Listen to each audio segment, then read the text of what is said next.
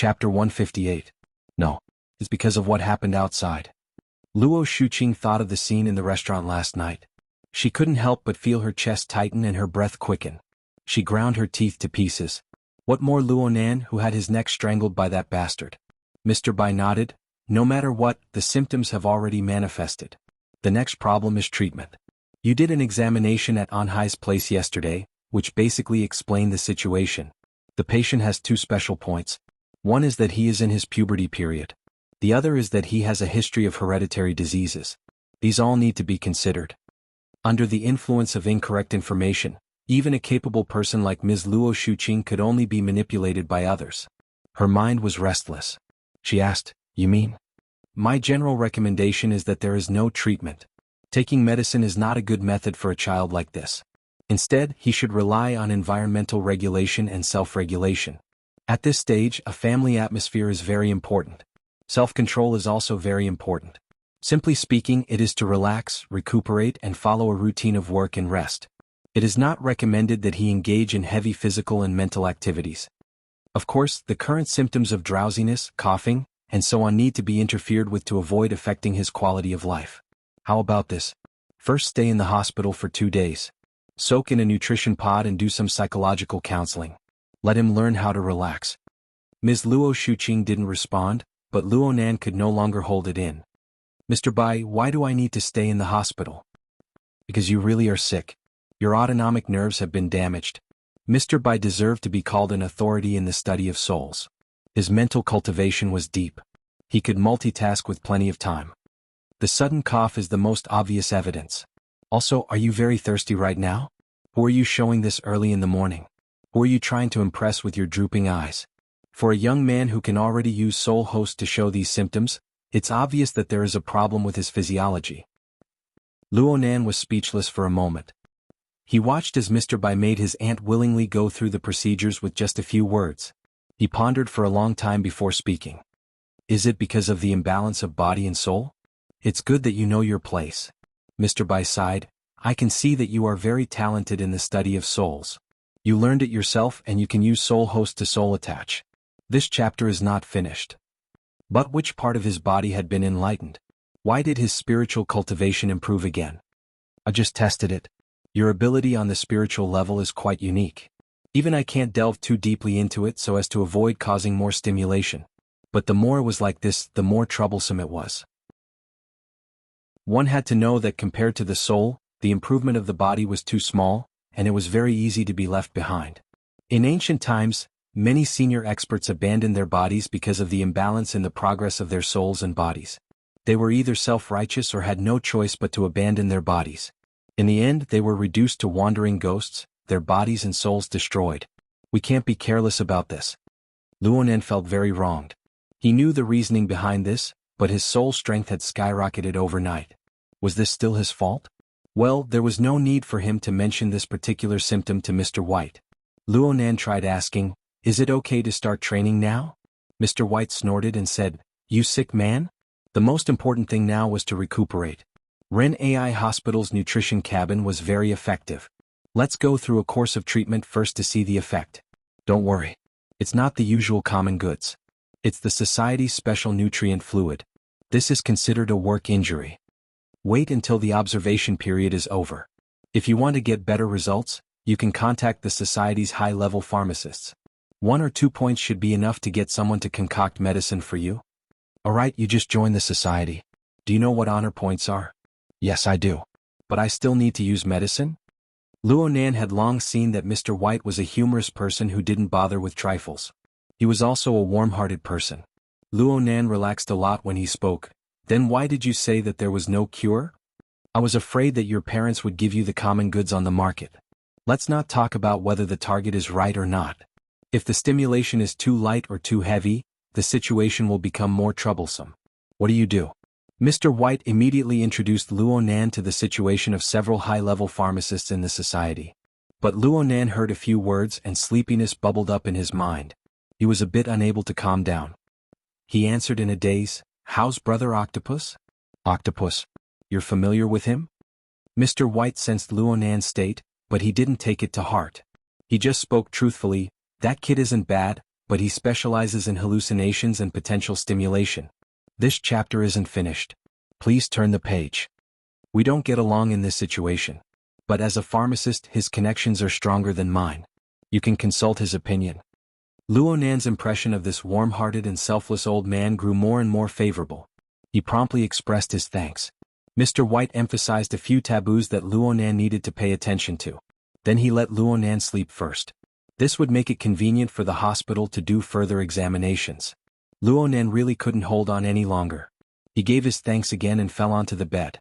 Who knew that a new message would come from the Hexier at this time? It was a brief report on last night's mission. From Luo Nan's understanding, a brief report meant honor points. He was about to use it, so he suppressed his sleepiness and opened it to read. It looked like this brief report was He Yuan's work. It was concise and clear. Luo Nan skimmed through the description of the course of the operation. Then he looked at his own evaluation and points. Luo Nan's performance in this operation was mainly in discovering problems in the early stages. And in the early stages of the operation, he excelled in completing the reconnaissance mission. He created the conditions for the society to successfully stop Jack. He didn't show anything else clearly, so his evaluation was a bit lower than last time. It was C+. His honor points were at 3 points. He was still in the first echelon. His current honor points had already reached 7 points. His accumulation speed was quite astonishing. It looked like he needed to seriously understand the society's shop. Luo Nan soon flipped to the end of the brief report, but he discovered that the format of the brief report was slightly different from last time. This time's brief report even had a link to spoils of war attached. He opened it and found out that the society had a spoils of war auction system. That is, the spoils of war would be displayed in an operation that yielded spoils of war. The members participating in the operation would bid based on their evaluation and determine who the spoils of war belonged to. As for the spoils of war this time, they were, of course, mainly obtained from Jack. They included a medium transport vehicle, deep blue Walker exoskeleton armor, remains, detection scanner equipment, body modification parts second-hand, and so on. Of course, the most eye-catching item was naturally the Deep Sea Type 4 dynamo core. Luo Nan stared at this interface for a long time before he finally couldn't hold back. He coughed and laughed. He was very happy. Yan Yongbua should be very anxious. Chapter 159. Luo Nan paid the most attention to the Deep Sea Type 4 dynamo core within the series of spoils of war. He remembered watching the scene from the sidelines. After the dynamo core lost the stimulation of energy and information, the separated filaments were retracted one after another. The wheat seed structure also became loose, returning to a 4 to 5 centimeter thin needle. It was very similar to his external neuron, a cutting-edge product that might very well be of the same origin as the external neuron in his possession, a direct clue that might very well be related to his father's whereabouts. Luo Nan was extremely interested in these spoils of war just based on this point. Moreover, Luo Nan had watched the entire negotiation process between Jack and Yan Yongbua. Naturally, he knew the value of the dynamo core and its related technology. At the very least, in the eyes of those who were observant, even if all the other spoils of war were to be combined together, they wouldn't even be worth half a fraction of it. The first thing Luo Nan did was to look at the bidding situation for the dynamo core. However, the bidding description showed that the spoils of war were still in the evaluation phase. It seemed that the society was unable to determine its value. Jack's brain nucleus was also being evaluated. This was a little surprising. The brain nucleus was admittedly an important processing center for the altered human, providing high-level thinking and emotional templates. However, it was still a mass-produced product after all. There was no reason for it to be placed on the same level as the dynamo core. Oh wait, I remember that this thing was wrapped inside the dynamo core? Luo Nan recalled the situation at the time. After the dynamo core had removed its metal wheat seed form, it had indeed dropped this brain core. Even earlier, when the Wraith sign probed Jack's brain, it discovered that the dynamo core was also surrounding the brain nucleus. It was unknown if there were any special requirements inside. There were too many mysteries surrounding Jack.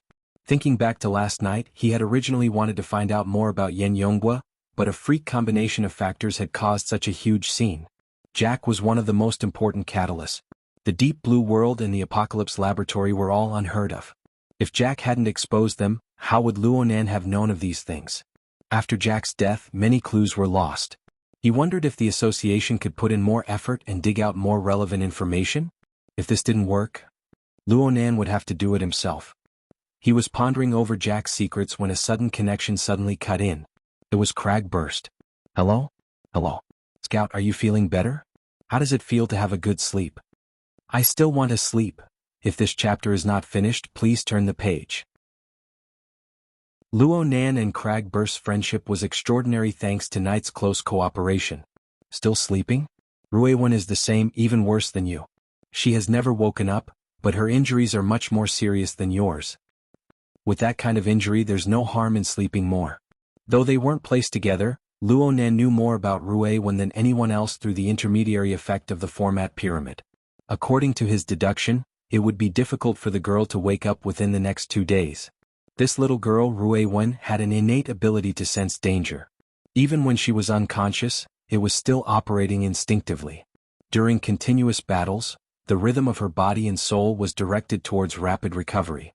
However, once the situation slowed down, the rhythm would become extremely slow. It was as if she wanted to take a long nap to conserve her energy.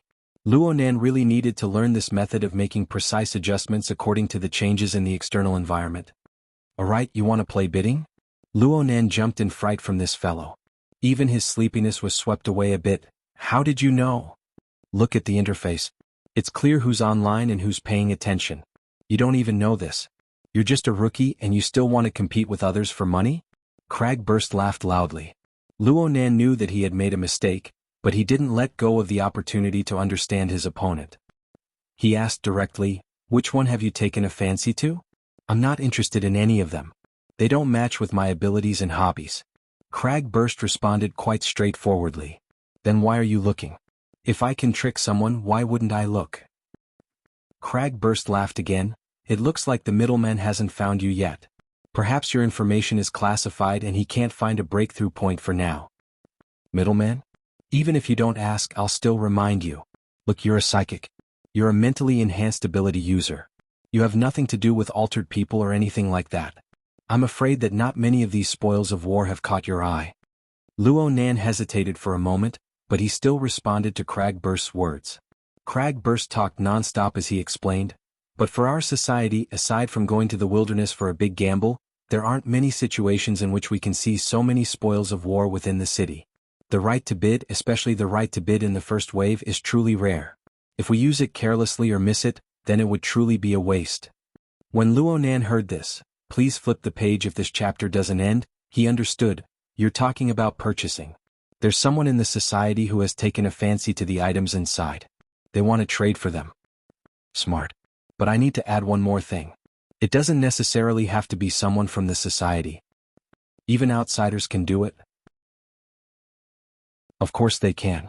As long as they can bring out goods that move people's hearts, then they can exchange what they need. The cutting-edge technological equipment we obtain this time is quite popular in the market. There are already 2 or 3 parties who have expressed interest.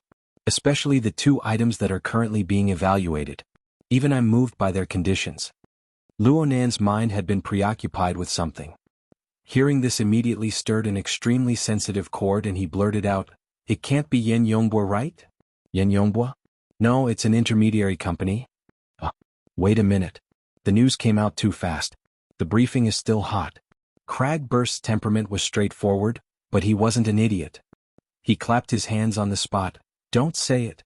It's really possible. Luonan grinned. I don't want to do as he wishes. Cragburst naturally knew of Luonan's attitude towards Yen Yongbua. His interest was immediately piqued. I'll go check it out. Wait for my news. If it's true, then the way we do things will be different. He excitedly hung up the call and went to work. Luonan muttered to himself for a moment. He set the bidding for the dynamo core, including the brain core, to be watched immediately. He exited the interface of the Hexier. Right now he was lying on his bed, blinking his eyes. Though drowsiness surged forth like a tide, he felt as if he had missed something. Oh, that's right. He turned his head. The split-page notebook that never left his side lay peacefully on the headboard of his bed.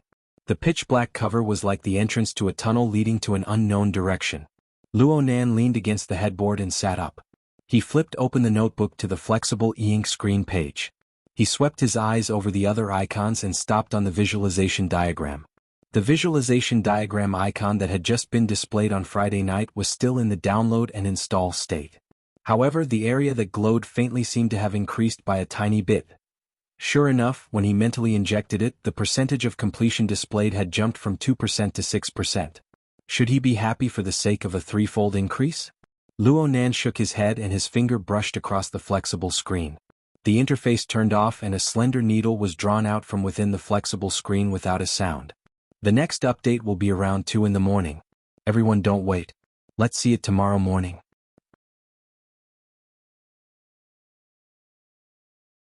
Chapter 160. Luo Nan focused his gaze on this dynamo core that he had long since possessed. Compared to the Deep Sea Type 4, Luo Nan was certain that this dynamo core was nearly twice the length of the Deep Sea Type 4. And clairvoyance on the mental plane could see that the electricity flowing on the dynamo core was much more intense. It was probably because the model was different, but he didn't know how to address it. From Luo Nan's current perspective, this toy, the dynamo core, was truly very peculiar. It possessed a feeling of substance on the material plane, yet it constantly affected the mental plane. The mental and the material interfered with each other, blurring the positioning of its material. It was as if the dynamo core existed in the crevice between the mental and material planes. There were simply too many things worth studying. Luo Nan let the dynamo core merge with his brain while he pondered. He wanted to try and see if he could be like Jack and activate this toy. Since it's an activation, we should give it some stimulation. Luo Nan wasn't like Jack. He didn't have a dedicated power transmission line, so he was unable to provide enormous electrical support. All he had was soul energy. He didn't know what to do either. He simply let his soul power seep in and it quickly turned into a form of observation. The range of his spiritual senses shrank rapidly in exchange for an increase in accuracy. But for now, no matter how much the range shrank, it was still locked within a range of 10 meters. No matter how much his accuracy increased, it was still swaying around the millimeter level. His best record was still some distance away from 1/10 of a millimeter. This obviously wouldn't work. If one were to use the standards of cutting-edge technology to determine the precision of the dynamo core's craftsmanship, it would at least be at the nanometer level. That was 1/millionth of a millimeter precision, which was close to the atomic scale. Just thinking about it made one despair. However, Luo Nan still knew that within the dynamo core, there existed an inconceivable subbrain chip within the neuron-like structure of the cell body. It bore the burden of a huge amount of coding, translation, and calculation tasks. The reason he knew all this was because last week, the dynamo core had grown to a certain degree under the support of the abundant energy of the independent power station of the Gear Laboratory. Providing a huge amount of energy was obviously a more direct and effective method. Compared to an independent power station, Luo Nan's individual strength was negligible. Of course, the dynamo core did not respond. Sure enough, it's not that easy. If I can get Jack's dynamo core application technology and use it on myself, it shouldn't be considered as a cyborg, right? Luo Nan fell into a deep sleep with this thought in mind. However, less than half an hour later, he suddenly opened his eyes and moaned.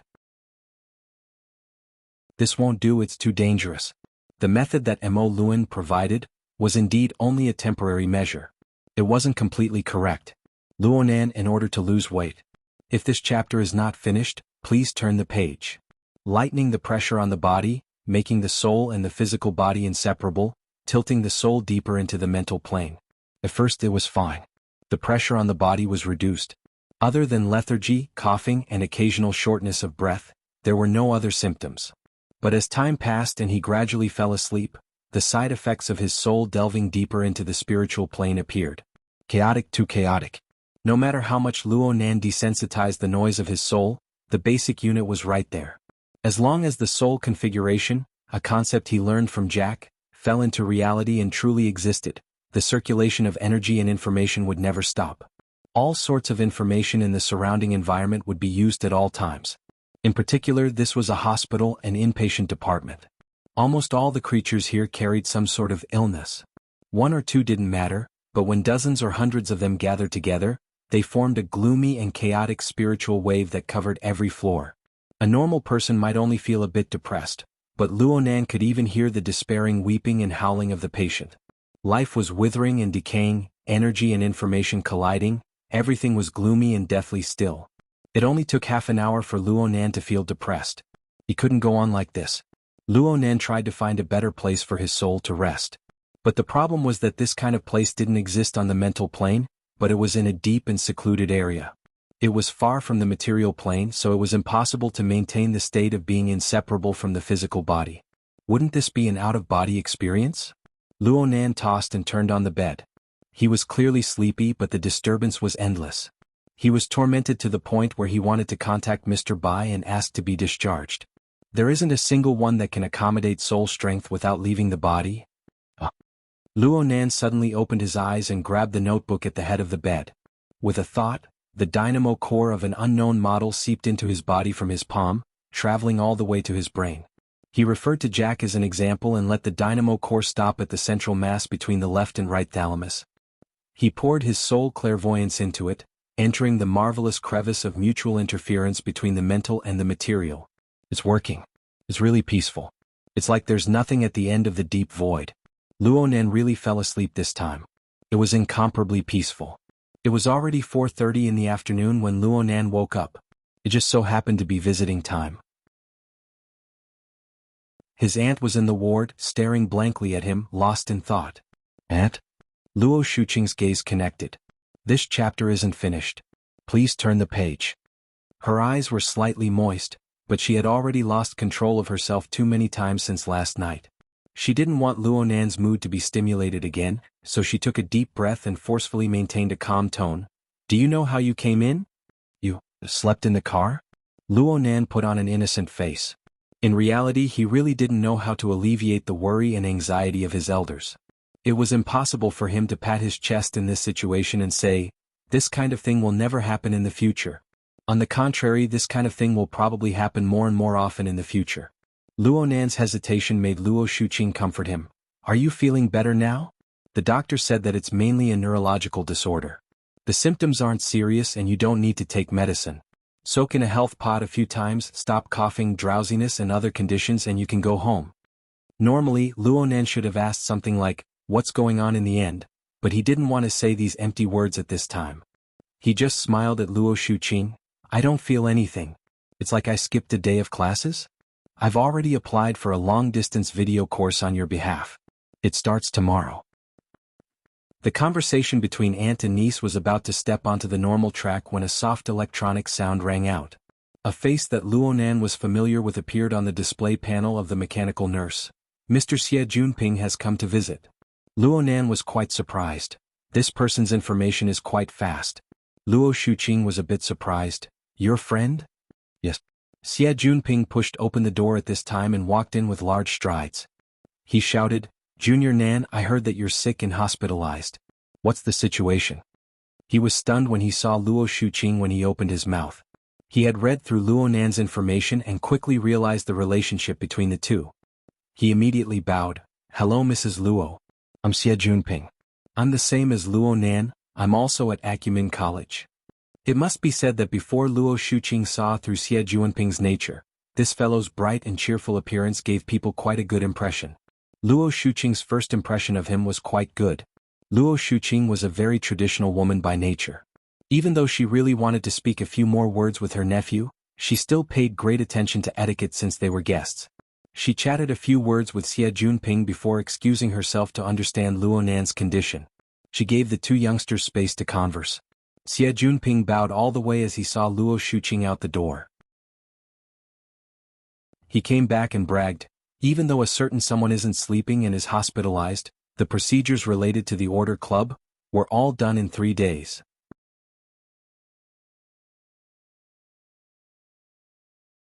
Chapter 161. Xie Junping had said last week that Luo Nan needed to go through the procedures after entering the society. However, Luo Nan had slept for an entire day over the weekend. On Sunday he had gone to the sanatorium to accompany his grandfather. On Monday he had been directly admitted to the hospital. He had tossed all of these matters aside. It was fortunate that Xie Junping had picked up all of these matters. Luo Nan was a bit embarrassed. He expressed his thanks and buried his head in a pile of electronic documents. Xie Junping had been explaining the purpose of each document to Luo Nan in the beginning, but then he saw that Luo Nan was completely ignoring him. Luo Nan was wholeheartedly focused on signing, displaying complete trust in Xie Junping. Xie Junping felt comfortable in his heart and simply began to chat. Of course, the topic of conversation was always about gear. Brother Nan, you just don't like the construction society, right? I don't think you need to worry too much. It looks like the construction society is determined to bring in the Rainbow Fund, but the Mystic Arts Research Society isn't to be trifled with. When those people become willful, they dare to do anything. I've been asking around these past 2 days. They're all clamoring to start a war with the construction society. In comparison, the Rainbow Fund is still a legitimate company. They have to look at investment returns, right? What if the manager goes crazy? Luo Nan put down his digital pen for the first time. He raised his head and asked, gear. Aside from its location and design, are there any other high-value assets? I've never heard of this. Why do you think so? Right now, the premium between the two sides is not particularly serious. Luo Nan didn't speak. He learned something from Crag Burst. After last night's conflict in the dining room, Yen Yongbo really put in a lot of effort when he talked about gear. He treated it as a proper business and even gave the lawyer a deadline. It seemed like someone was forcing him. This was completely different from Luo Nan's initial conjecture of personal reasons. Also, the Mystic Arts Research Society also had an incredible background. Last Friday night at the Limestone Water Village pub, Luo Nan discovered during his operation that this society was actually related to the Order of Justice. In the past, Luo Nan did not have a direct understanding of the strength of a secret order. But this time, the power grasped by Elder Mo Luan of the Tiny Blood Flame Order was an eye-opener for him. From this, it could be inferred that the Order of Justice, whose strength was far above that of the Blood Flame Order, was certainly an incredible colossus. The bidding war between the Mystic Arts Research Society and the Construction Society seemed to have broken away from the competition between school societies and sponsors. It had entered a completely different level. Hopefully he was just thinking too much. Of course Luo Nan had gear. If this chapter is not finished, please turn the page. Irreplaceable significance. He also believed that his mother's designs had the power to become a classic. But for powers like Quantum Corporation and the Order of Justice, what was the actual value of a wetland building? Luo Nan hated that he couldn't immediately return to school to see what was going on. At 5 o'clock, the hospital's visiting hours ended. Both Xie Junping and Luo Shuqing were persuaded to leave. On the other hand, Luo Nan truly began his health pod treatment. There was no dinner, and he had to be stuffed naked into a translucent nutrition pod. The most embarrassing thing was that Mr. Bai had personally come to supervise. Luo Nan seriously suspected that this overly carefree little old man had come to see him make a fool of himself. Don't be nervous. Don't you have a filter? If he could breathe, he would just take it as sleeping in the bathtub. By the way, since you just woke up, do you want to play some games? There's even a game? Luo Nan was wearing a breathing apparatus, so he couldn't open his mouth. He could only watch with wide eyes. Through the Hexier. Mr. White smiled as he switched to the Hexier channel. Ouyang has migrated quite a few games to the Psychic Wave network. They are updated in a timely manner and are very popular. For example, there are games like 10 Days in the Wilderness. Don't you youngsters like to play? Hold on. Don't jump around like this. Mr. Bai tapped his own forehead.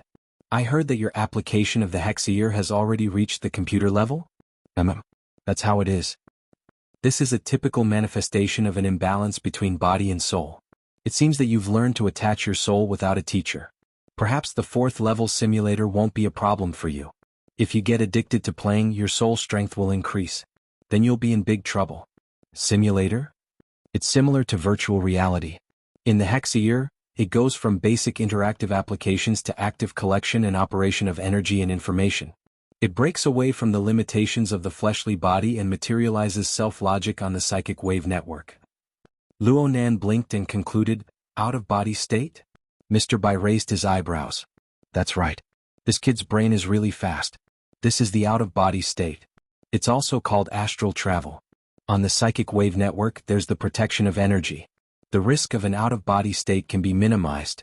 You can try it in the future, but you absolutely can't right now. Not only can you not play games, but you can't leave the body. There's also meditation. Alright. You can meditate, right? I can visualize a bit. Isn't that about the same? It's the same. All methods that can increase soul strength can't be used. Here. This chapter isn't finished. Please turn the page. At your level, visualization is no longer a game of pure thought. It is necessary to gather and operate energy and information at all times. This will bring enormous pressure to the fleshly body. You'll truly lose your balance. When the time comes, it'll be a bit easier for you to just die. Mr. Bai's words knocked Luo Nan back to the cold reality. He could only laugh bitterly for a time. Reality was like this. If he hadn't learned a bit of expediency from Mo Luan, and if he hadn't had the dynamo core to entrust his soul to and dispel the pressure, Luo Nan would certainly be living a life worse than death. Mr. Bai scared Luo Nan to let him understand the seriousness of the matter. Then he gave a solution. If you really can't do it, then chat. This old man won't chat with you. You can find someone else. Cragburst is a chatterbox. That secretary seems to treat you quite well. She's even a beauty. Luo Nan rolled his eyes while the nutrient fluid hadn't covered his face yet. All right. I'll go find Ouyang and seal your privileges. Kids are always unreliable. The old mister did what he said. He patted his butt and left. Luo Nan really admired this old man. But he really did relax quite a bit after being messed around like this. He didn't feel any discomfort even though he was covered in the nutrient fluid. But soon Luo Nan was faced with a real problem. He really couldn't sleep. There were many things in his mind, but he couldn't find a clue. It was a mess, and his brain was especially excited. It was very tiring. Did he really have to chat? Helpless, Luo Nan scrolled through his friend list on the Hexier. There were only He Yuan, Cragburst, Octopus, Zhang Yingying, Mr. Bai, and a few others on the list. Which one should he choose? Someone had already taken the initiative to make a choice for Luo Nan while he was in a dilemma. The greenish-gray octopus had jumped up and down. Bro Octopus? Bro, have you entered the cabin yet? I'm inside. Luo Nan had already contacted Octopus before starting the treatment. They discussed the matter of concocting the nutrient fluid. As a professional, Octopus gave Luo Nan many useful suggestions. He also wanted to help Luo Nan contact a suitable pharmacist. In the professional field, Octopus's horizons no longer stopped at Xia City. He looked to the entire world. He recommended Luo Nan an authority in the field of nerve repair, Dr. Clay, who was far away in Los Angeles, America. He even volunteered to make the contact. Right now there was already a result. Bro, I have the latest news.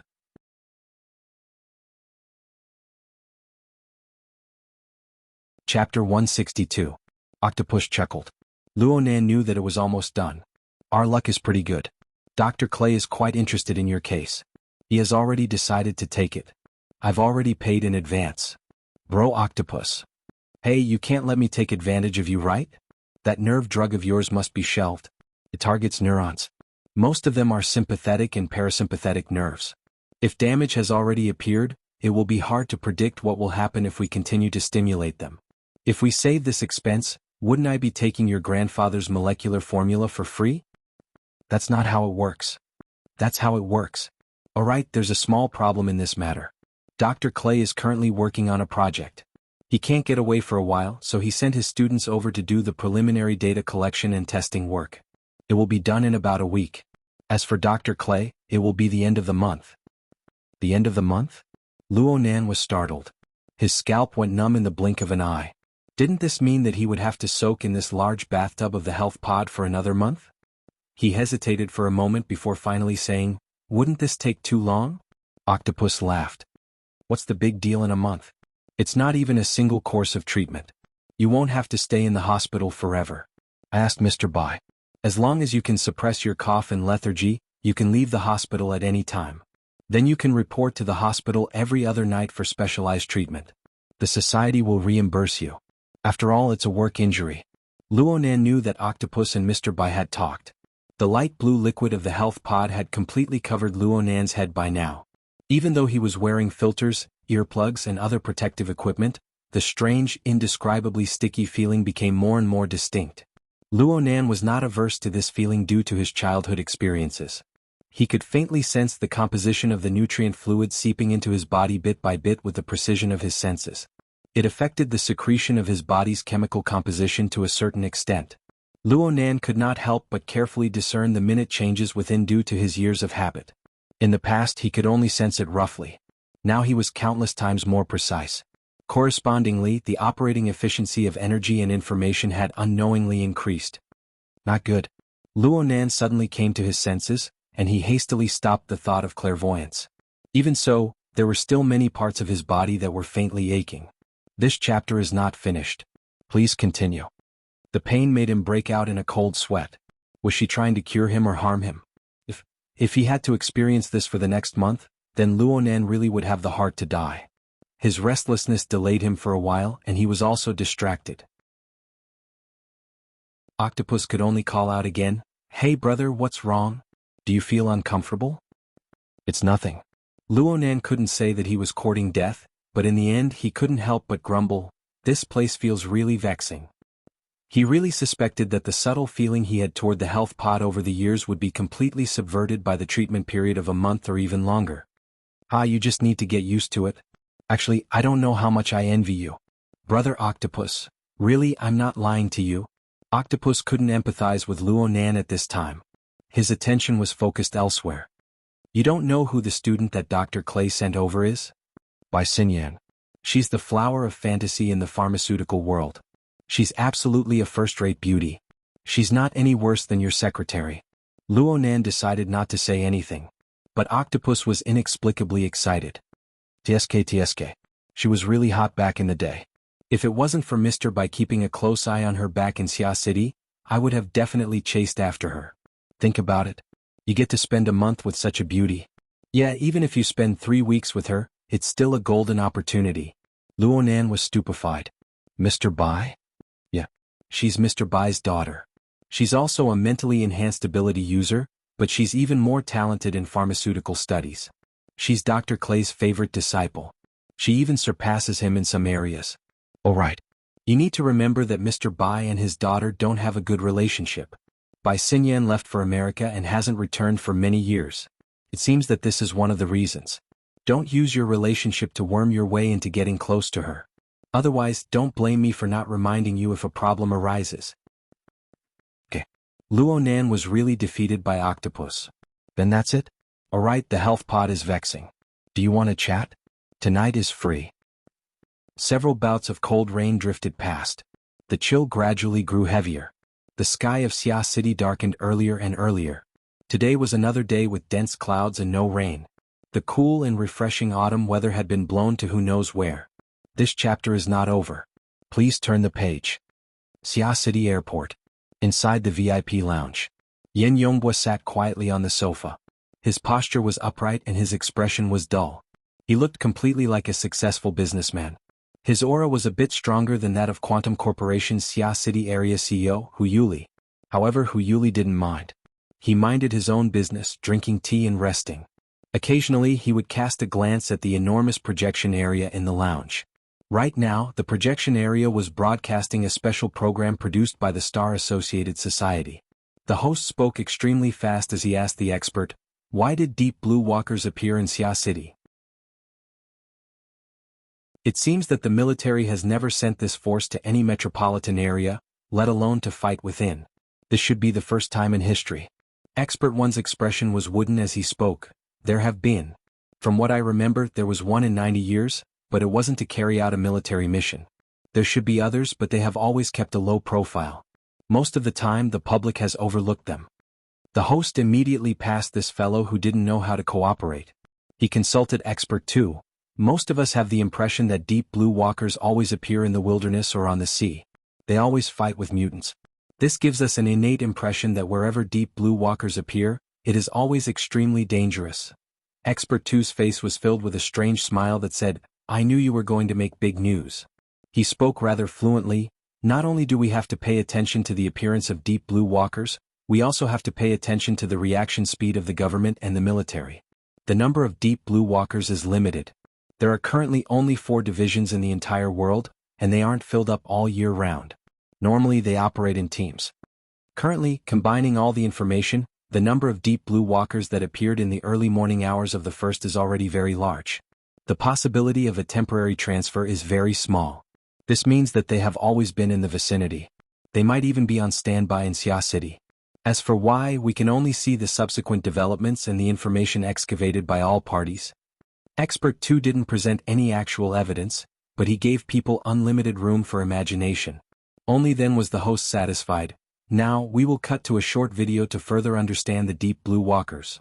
At this moment, a sweet-sounding bell rang out in the lounge, indicating that the passenger spaceship they were waiting for had already entered the airport. Hu Yuli and the other pickup personnel all stood up. Only Yin Yonghua stared at the projection screen without moving for a long time.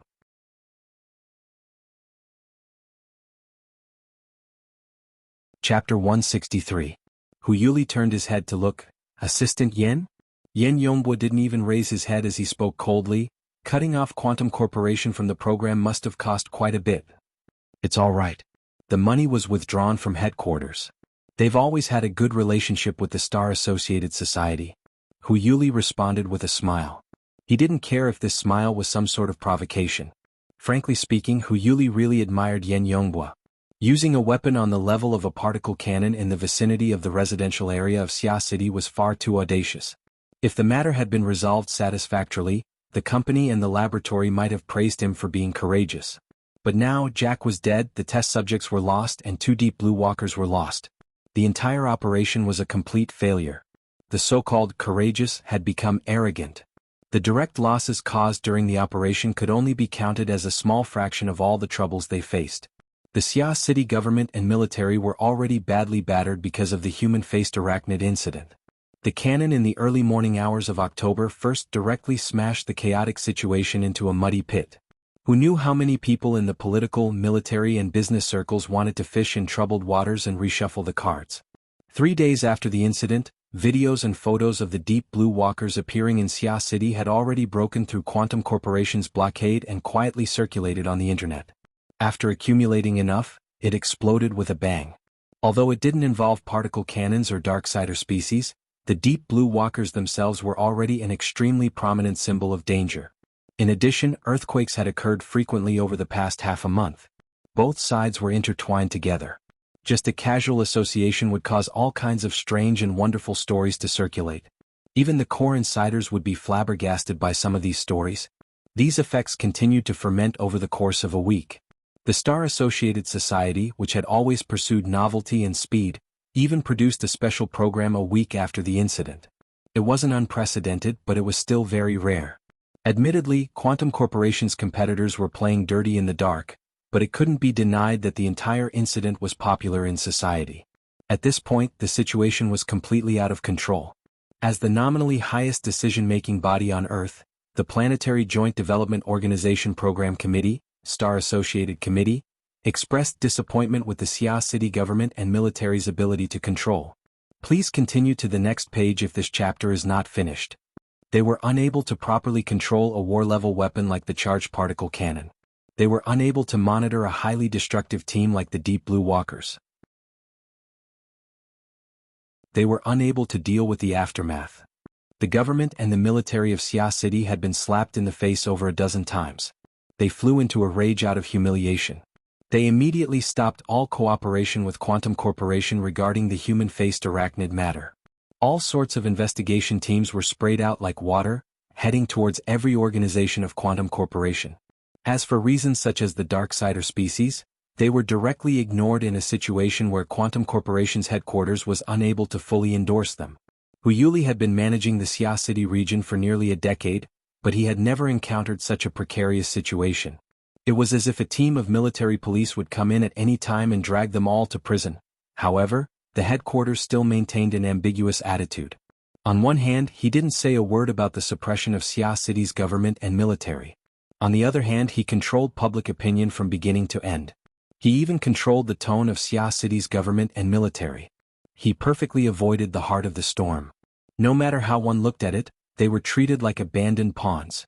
Hu Yuli's mental preparation had been going on for the past 3 days. After repeatedly smashing the jar, he became more and more calm and composed. On the other hand, it was worth exploring what Yin Yonghua was feeling right now. At this time, the sound of footsteps could already be heard from the VIP passageway. Hu Yuli called out once more, "Assistant Yin?" Yin Yonghua finally stood up. He straightened his collar and walked out with large strides. He walked in front out of habit, snatching Hu Yuli's seat of honor. Hu Yuli wasn't the least bit angry. Yin Yonghua's timing was just right. The group had just left when they saw a flight attendant leading a tall woman into the passageway. The woman wore a long, camel-colored windbreaker. She carried a large, dark brown backpack on one shoulder. Her upper body seemed to be casually draped in a white t-shirt with ghost patterns. The image of a ghost face was supported by the curved lines of the shirt. It was extremely bewitching. She wore black trousers and high heels under the hem of her shirt. Her long legs were straight and soul-stirring. Her long, wavy hair, dyed brownish yellow, draped behind her shoulders. She wore a black mask on her face, covering half of her porcelain-like cheeks. But when she saw the stream of people pouring out of the lounge, she smiled. Her slightly wide lips formed an upward curve. Her teeth were white like jade. She was confident and at ease. It made the dignified female flight attendant beside her pale in comparison. This chapter is not over. Please continue to the next page. Yin Yonghua took a deep breath and walked up to her. Supervisor Bai, it must have been hard for you to come all the way here. Hu Yuli followed and expressed his concern. I heard it wasn't a peaceful journey. It was hard to tell where Supervisor Bai was looking after her black mask. However, she responded to Hu Yuli's question. Yes, we were attacked by a three-headed vulture. It was a false alarm. As she spoke, she carried her backpack and continued walking forward. Some of the flight attendants wanted to take the backpack from her, but for some reason they didn't dare to move. Yin Yonghua and Hu Yuli naturally followed by her side and returned to the VIP lounge. After throwing the dark brown backpack on the sofa, Supervisor Bai sat next to it. Her elbow propped up the bulging bulge as she took off her sunglasses. Her wild cheeks that never seemed to be at peace were now completely free from the shackles. In particular, the pair of eyes that were deeply sunken in his eye sockets seemed to flicker with light at any moment. However, upon closer inspection, they were clearly layers upon layers of cold flames. Hu Yuli didn't look directly at such eyes. He picked up his teacup and lowered his head in contemplation. Yin Yonghua, on the other hand, raised his head and faced this new colleague with the calmest and strongest attitude. At least that was what he had to think for now. In the end, it was Hu Yuli who laughed. Supervisor Bai, it must have been hard for you to come all the way here. We have already prepared a place for you to stay. Why don't you take a rest first? That's not necessary. I haven't been back to Xia City for a long time. I have an appointment with a friend. Supervisor Bai glanced at the two people in the room and smiled. Let's get down to business before we settle our personal matters.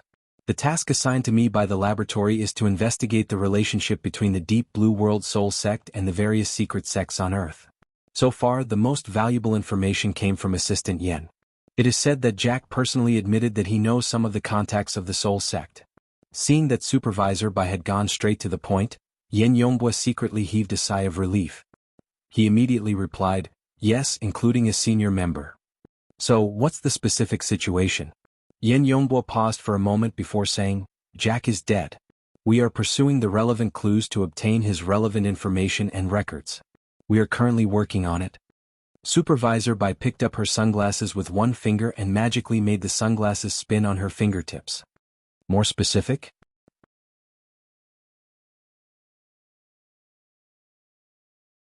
Chapter 164.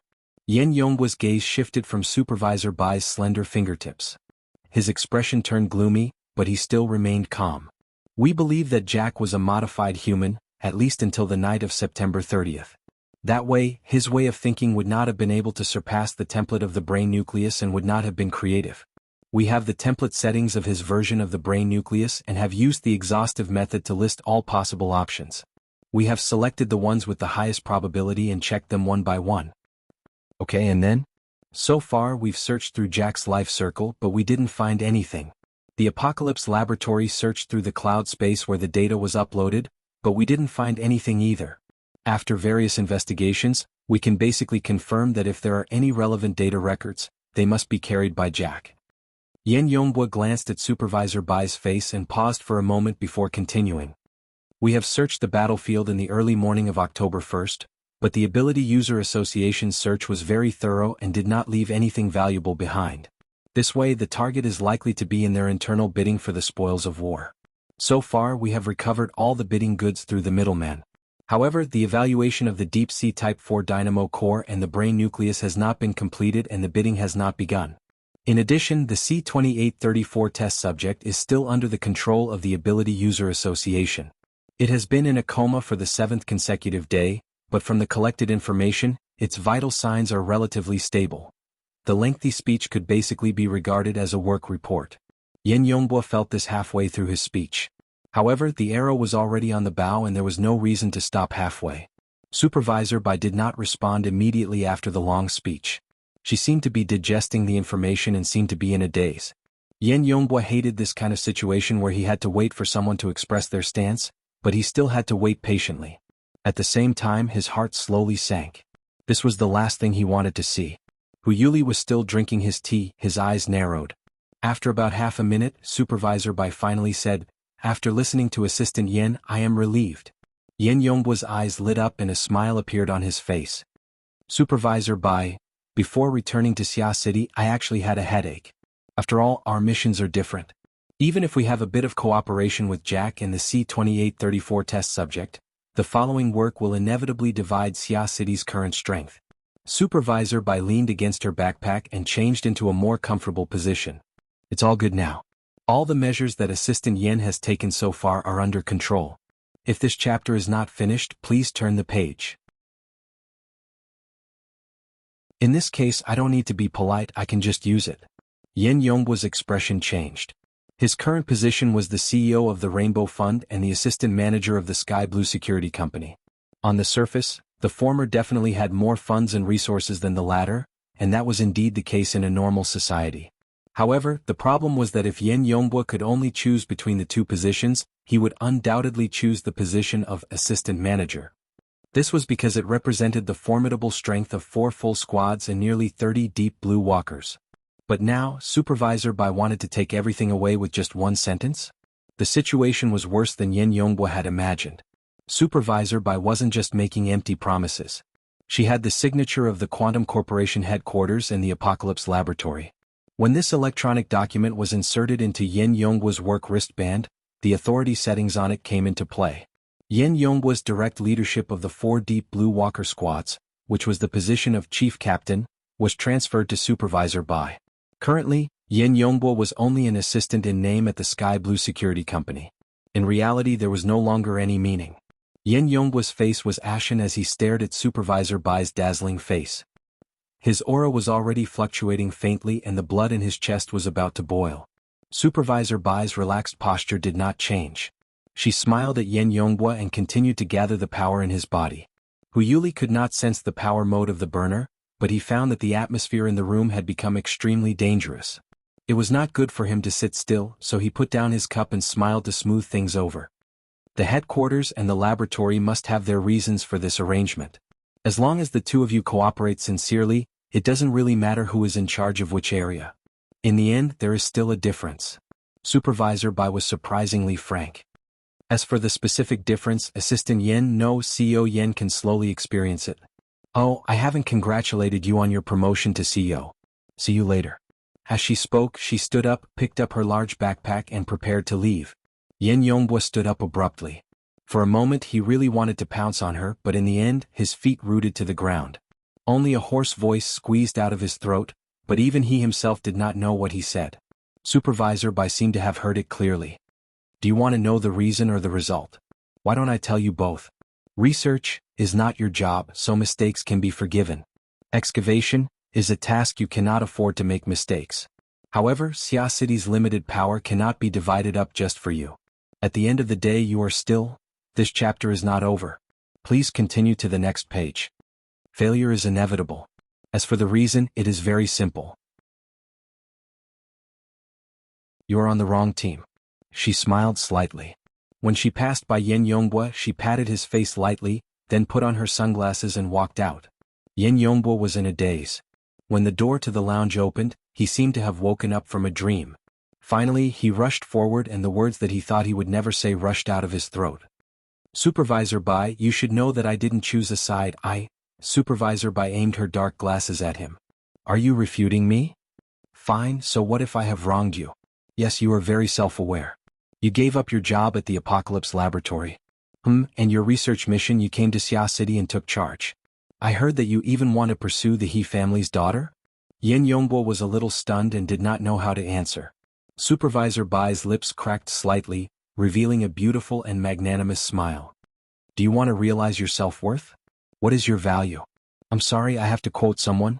Without the platform of Quantum Corporation and the Apocalypse Laboratory, you are nothing. You chose the excavation mission and chose to work as a human. You are destined to be dominated by God. Then If you chose the research mission and chose to work as a god, then dedicate yourself to God. Now do you understand where your mistake is? You are indeed on the wrong team. You are wrong because you are on your own side. Yin Yongbo was stunned on the spot. You are the first burner since the creation of Earth. You should understand where your value lies. If you are willing to cooperate, you can show it at any time. These 4 teams of Deep Blue Walkers are still yours. Supervisor Bai raised her hand and shook her fingers lightly, bidding him farewell. Soon, Supervisor Bai's figure disappeared into the VIP passageway. Yin Yongbo stood at the door in a daze. Inside the room, Hu Yuli saw him like this. He was delighted but also felt a little sad. In the end, all that was left was rejoicing. Fortunately, I am going to retire. I missed another chapter. As of yesterday, I have updated 30 chapters in 9 days. That is 6 chapters less than expected. I really overestimated myself. Fortunately, the holidays are coming soon. Current progress. Subscription monthly pass February 15th. In addition, adjust the update time. Try to avoid being affected by class affairs. The 4 updates will be at 8 o'clock, 1400 hours, 2000 hours and 2400 hours. Do your best to update at a fixed time. The positive and negative time should not exceed half an hour. But if you adjust the schedule, it will probably be at the end of the holidays. Everyone, please bear with these 2 points and lose weight.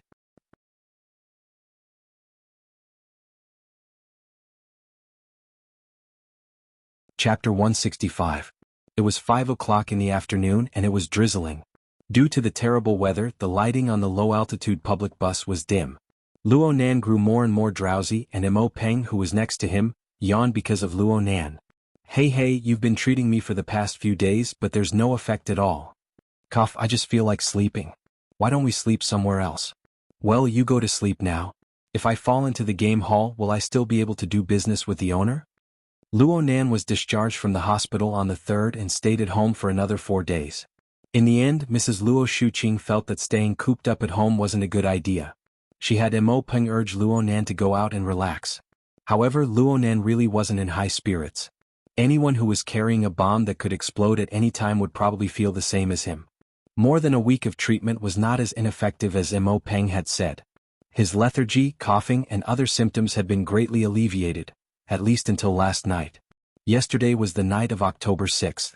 The Blood Flame Order, which had been silent for many days, probably felt that most of the people's energy was focused on the Deep Blue Walkers. The rumors regarding the human-faced arachnid had died down, so they resumed their grazing activities. As before, Mo Luan led the Wraith Sign, who had perfectly disguised himself as a former member of the same species. He circled all over Xia City. Then he was very lucky to bump into a member of the same species who wasn't so lucky. Wu, the Wraith Sign, swallowed a mouthful of the Wraith Sign, treating it as a dessert. Then Luo Nan had a lot of fun. Luo Nan had managed to alleviate the imbalance between his body and soul with great difficulty, but the Wraith Sign's feedback caused the situation to collapse in an instant. Were it not for Luo Nan's out-of-body state and digesting this benefit in advance, it was very likely that his blood would have splattered all over the health pod. It would have been a huge news event at Renai Hospital. Next, Luo Nan paced back and forth outside his fleshly body for most of the night. He made repeated attempts before he was able to use the dynamo core as a buffer to carefully store his soul back into his fleshly body. However, it was also this torment that caused his soul strength to increase by another level, causing the pressure on his physical body to increase once more. This caused all the healing he had done in the past few days to go to waste. All the symptoms showed signs of relapse. After exchanging a few words with Mo Peng, he started coughing again. Mo Peng didn't know what to do with him. He was going to the game hall to enjoy a feast later. If this chapter is not finished, please turn the page. Now that he found it boring to play mobile games, he didn't know what to do. Out of boredom, he glanced at the public projector of the low-altitude bus station, which was showing the current hot topics. Star Associated Society's Deep Blue Walkers. The talkative host, the dull expert, the slick expert, and the well-produced video editing combined to form a quadrilateral that constantly changed its center of gravity. It was actually very attractive. Mo Peng was captivated by the edited footage of the Deep Blue Walker. At that moment, the program entered the interactive segment between the audience and the experts. The host eliminated the ridiculous topics like, are there mutants in the underground of Xia City? And does the Deep Blue Walker symbolize war? He chose a more professional and more basic question. There's a saying that deep blue walkers don't just refer to a single piece of equipment. They also don't refer to a single person. Only when the burner is combined with a deep blue armor custom made for them can they be considered a true deep blue walker. Is that right? Wrong. The dull expert was an authoritative figure in the relevant field. His professional knowledge was impeccable. He immediately replied, strictly speaking, deep blue walkers can be considered a kind of systematic concept. It is established on the basis of system theory and the archetype neural format theory. It requires the human nervous system to be the core to arrange all kinds of resources and obtain the most optimal results. The first application research of this theory was conducted by Quantum Corporation's Deep Blue project. As for the walker, it's another name for the prototype machine. It has two meanings. The first is a pedestrian on the road. The second is a Buddhist term that specifically refers to a person who has entered the path of cultivation but hasn't taken a vow. In other words, this research is only at the beginning. It's just on the road. There's still a lot of follow-up work to do. In terms of the individual, the burner is fully deserving of being the core. It's just that it's limited by the natural conditions of the human body. It needs a special exoskeleton to supplement and assist. Therefore, the relationship between the burner and the custom-made armor is one of leading and supporting. It's not a parallel relationship. From my personal point of view, the relationship between man and machine should be that of core and supporting. The supporting equipment supports the lower limit of a deep blue walker. The autonomous consciousness of man determines the upper limit of a deep blue walker. The host was already starting to regret letting the dull expert speak. At this moment, who knew how many people in the audience at this moment? It was unknown how many people in the audience were watching. They would close their eyes and yawn. Or they would simply switch channels. Mo Peng was one of the yawning members of the audience. But when he turned his head, he saw that Luo Nan had raised his head at an unknown time. Luo Nan was staring fixedly at the projection screen. Alright, this wooden expert was promoting the archetype formatting theory. It was the thing that Luo Nan couldn't stand. Mo Peng was really worried that Luo Nan would get angry and fall sick again. He hurriedly advised, this bro is showing off. It's as if he's the only one who understands. What you say isn't without reason.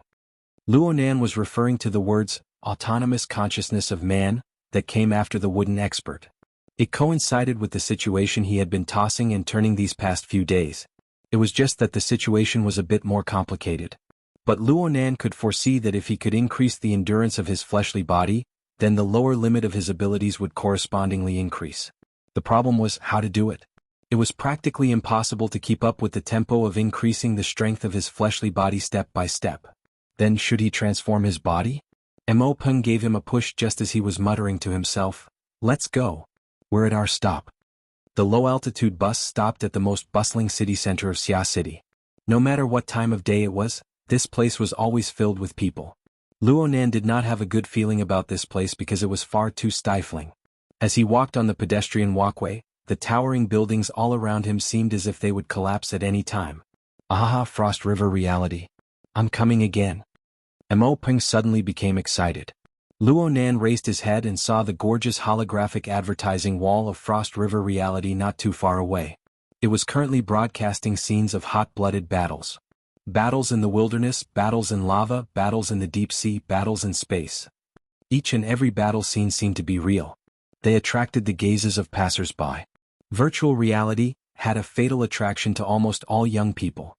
As the largest reality-based chain store in Xia City, every Frost River reality was actually a large-scale amusement park. There was no need to worry about not having a place to kill time. Of course, with Mo Peng's personality, it was impossible for him to quietly come and play with 2 or 3 people. Just as he was looking left and right for people, a call came in, Peng 17, Nanster, come over here. You guys are really slow. I've been drinking so much cold drinks that my spine is about to freeze. A group of young boys and girls had already stopped at an ice cream store near Frost River reality. They were just waiting for them to come over.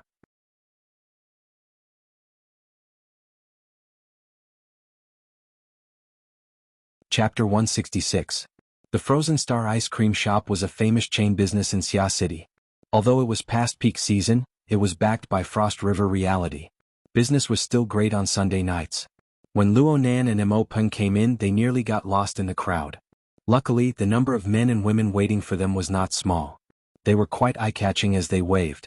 The group of people sat at 2 tables, which made the place more spacious. What was interesting was that most of the people here had the surname Mo.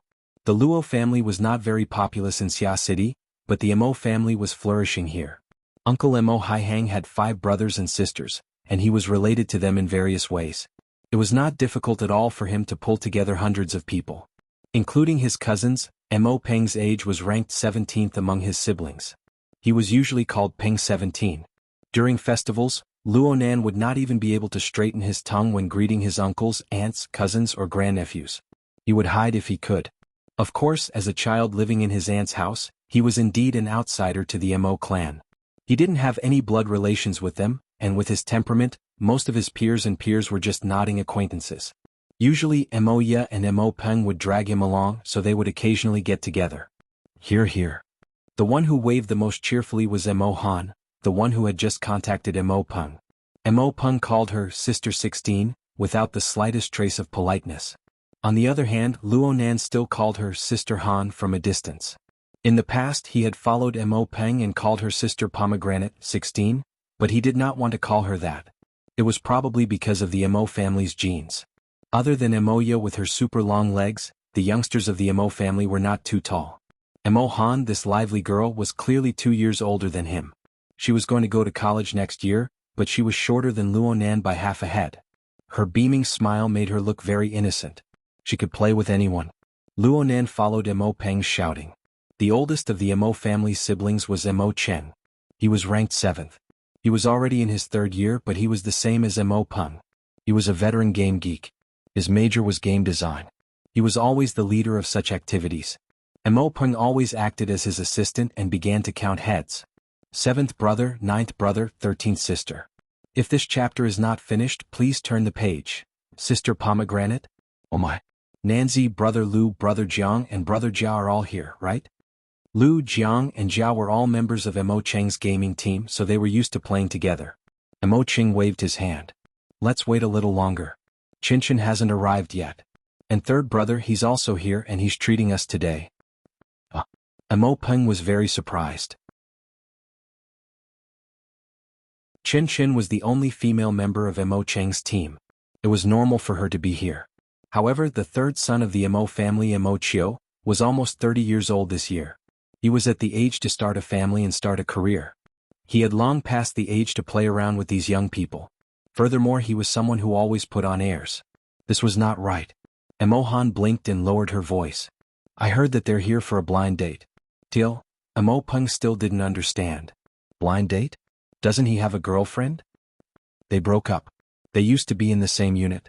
Now that he's jumped ship to a new company, they broke up quickly. This one seems to be someone he met through Sister Chen.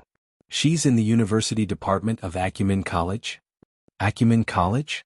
What a coincidence. Mo Peng looked at Luo Nan. She's a teacher. No way. She's a student.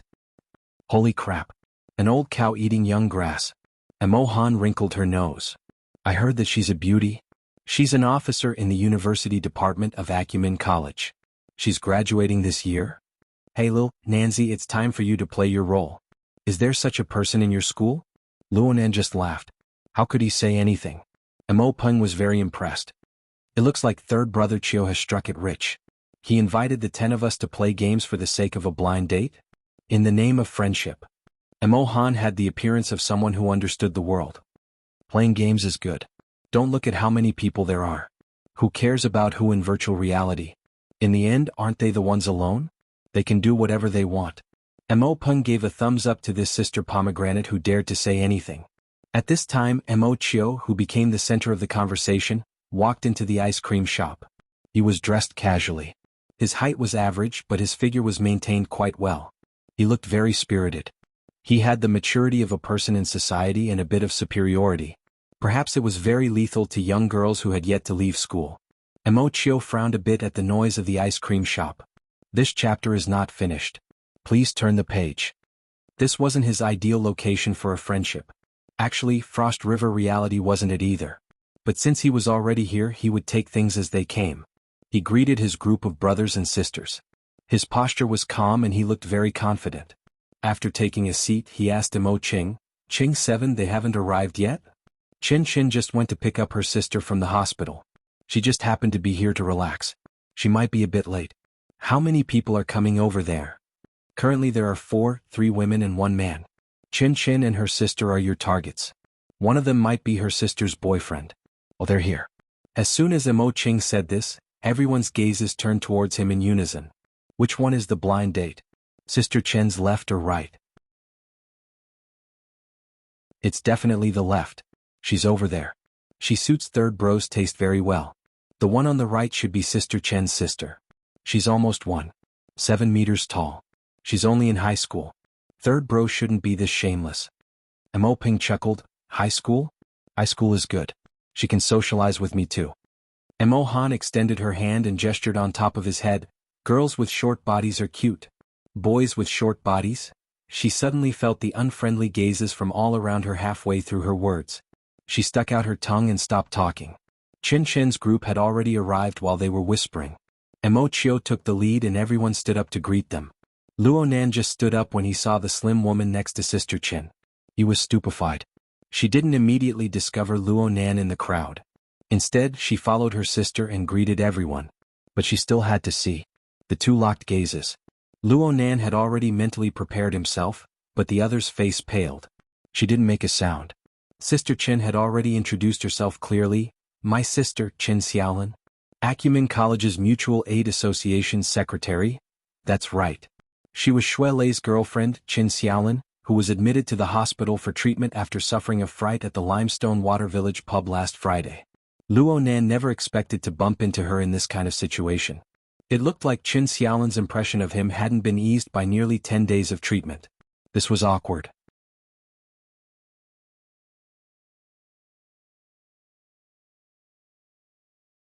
Chapter 167.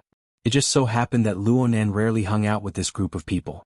Chen Xiaolin, who was also the Chen that Mo Ching spoke of, was not too familiar with Luo Nan.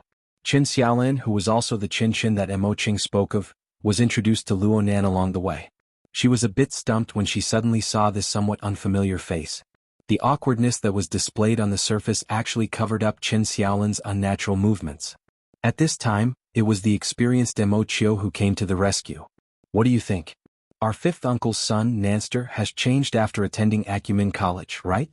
You can say that Acumen College is nurturing people. Xiaolin, you didn't give me this much pressure the last time we met. Mo Chio's self-deprecation and flattery eased the awkwardness. Everyone laughed. However, there were also some parts that were a little inappropriate. Mo Han secretly complained, it's destroying people, right? They just came out of the hospital. Chen Xiaolin was able to form a battle squad with a bunch of big men. She was a character that wouldn't lose to men. She wasn't faking it. She immediately patted Luo Nan's shoulder. So it's Nanster. I didn't recognize you just now. It looks like we haven't played together much. You just got in this year, right? Xiaolin is 1 year ahead of you, so let her take care of you in the future. If they bully you, just tell me. If it was under normal circumstances, Mo Chio and Chen Xiaolin would have let the matter pass. But the problem was that Luo Nan wasn't a person with particularly strong adaptability. As for Chen Xiaolin, she was usually smart and capable, but her mind was unsettled right now. Her reaction was extremely terrible. She didn't follow up. She didn't even pay attention to her older sister's words. Junior Luo, long time no see. Chen Xiaolin's abnormal reaction immediately attracted Chen Xiaolin's attention. In fact, Chen Xiaolin's current performance was quite different from her previous performance. Mo Peng and Mo Han hid to the side and whispered, "Holy crap, there's something going on." But to Luo Nan, this level was practically a loud announcement right next to his ear.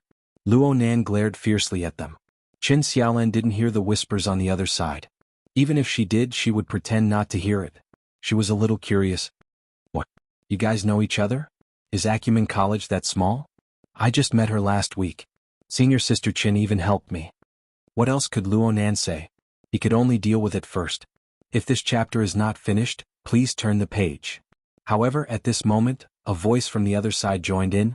So you're also a junior from the academy? Last Friday, did you participate in the mutual assistance buffet party? The one who spoke was Mo Chio's target, Tianxi. She looked rather petite and beautiful, and her smile was especially alluring. No wonder Mo Chio was trying so hard to woo her. Yes. Hello, Senior Tian. Luo Nan also remembered that he seemed to have met this person before. It was either the student council or a member of the Student Assistance Association.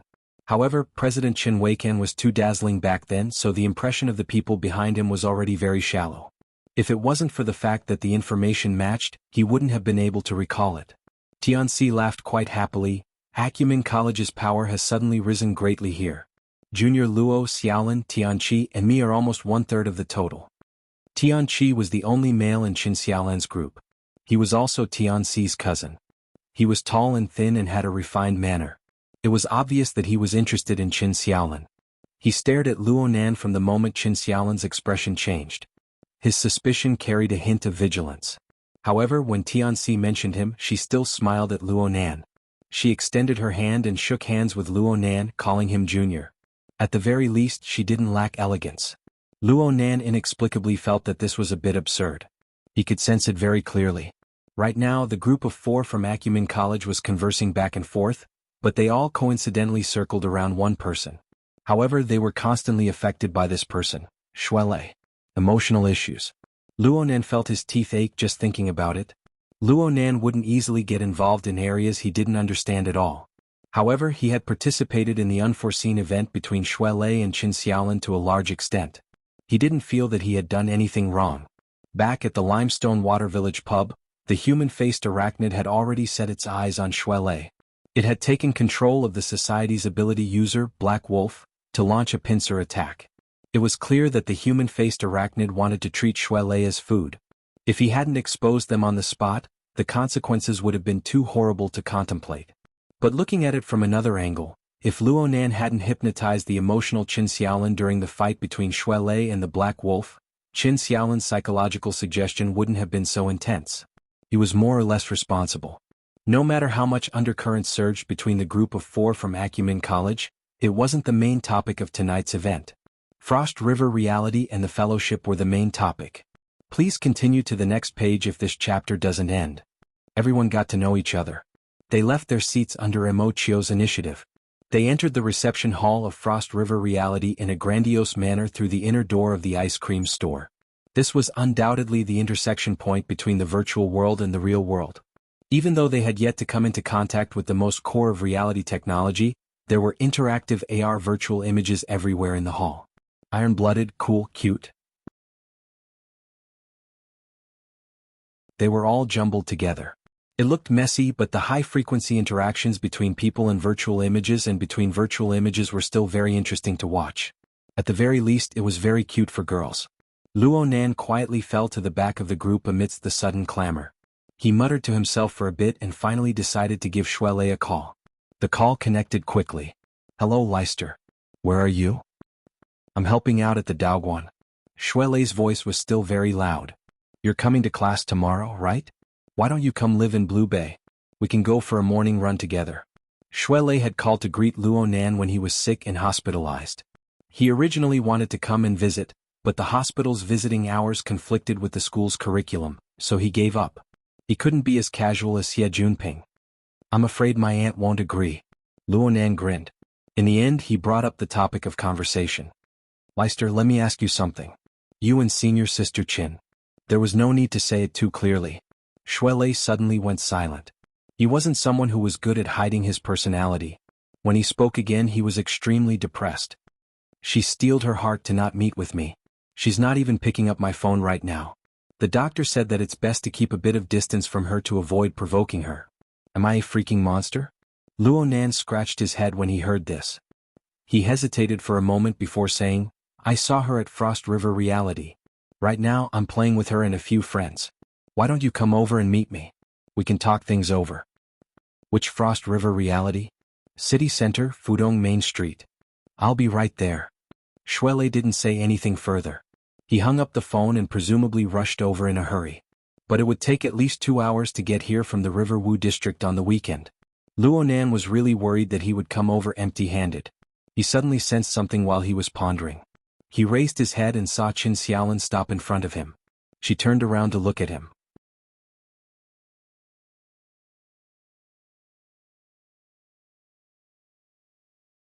Chapter 168. Clearly, Qin Xiaolan was deliberately waiting for Luo Nan. Luo Nan greeted, Senior Sister Chen. Chen Xiaolin spoke very bluntly, "You're in contact with Leicester?" Luo Nan was a bit embarrassed. His coughing came surging up at this time and his face turned red. But now that they had pulled away from the team in front of them, some things could be said. "I heard that Senior Sister hasn't seen him all this time. Actually, the matter at the time?" Luo Nan coughed with great difficulty. He wanted to explain but he didn't know where to start. From the bottom of his heart, he felt that it was better for Chen Xiaolin to never know about this level of things. "I can more or less understand what happened." "Oh." Chen Xiaolin watched Luo Nan, but the focus of her gaze wasn't on his face. "My dad used to be a special police officer. Leicester's father was also a special police officer. Their profession always brings them into contact with some very dangerous things. When faced with vicious criminals and the like, there's no reason. Violence is the solution, right?" Luo Nan could only nod his head in understanding. The profession of a special police officer is very dangerous. Right now, Leicester's father is more or less a police officer. But my dad wasn't that lucky. He was blown to pieces during a mission. This happened about 7 or 8 years ago. Luo Nan was stunned hearing this.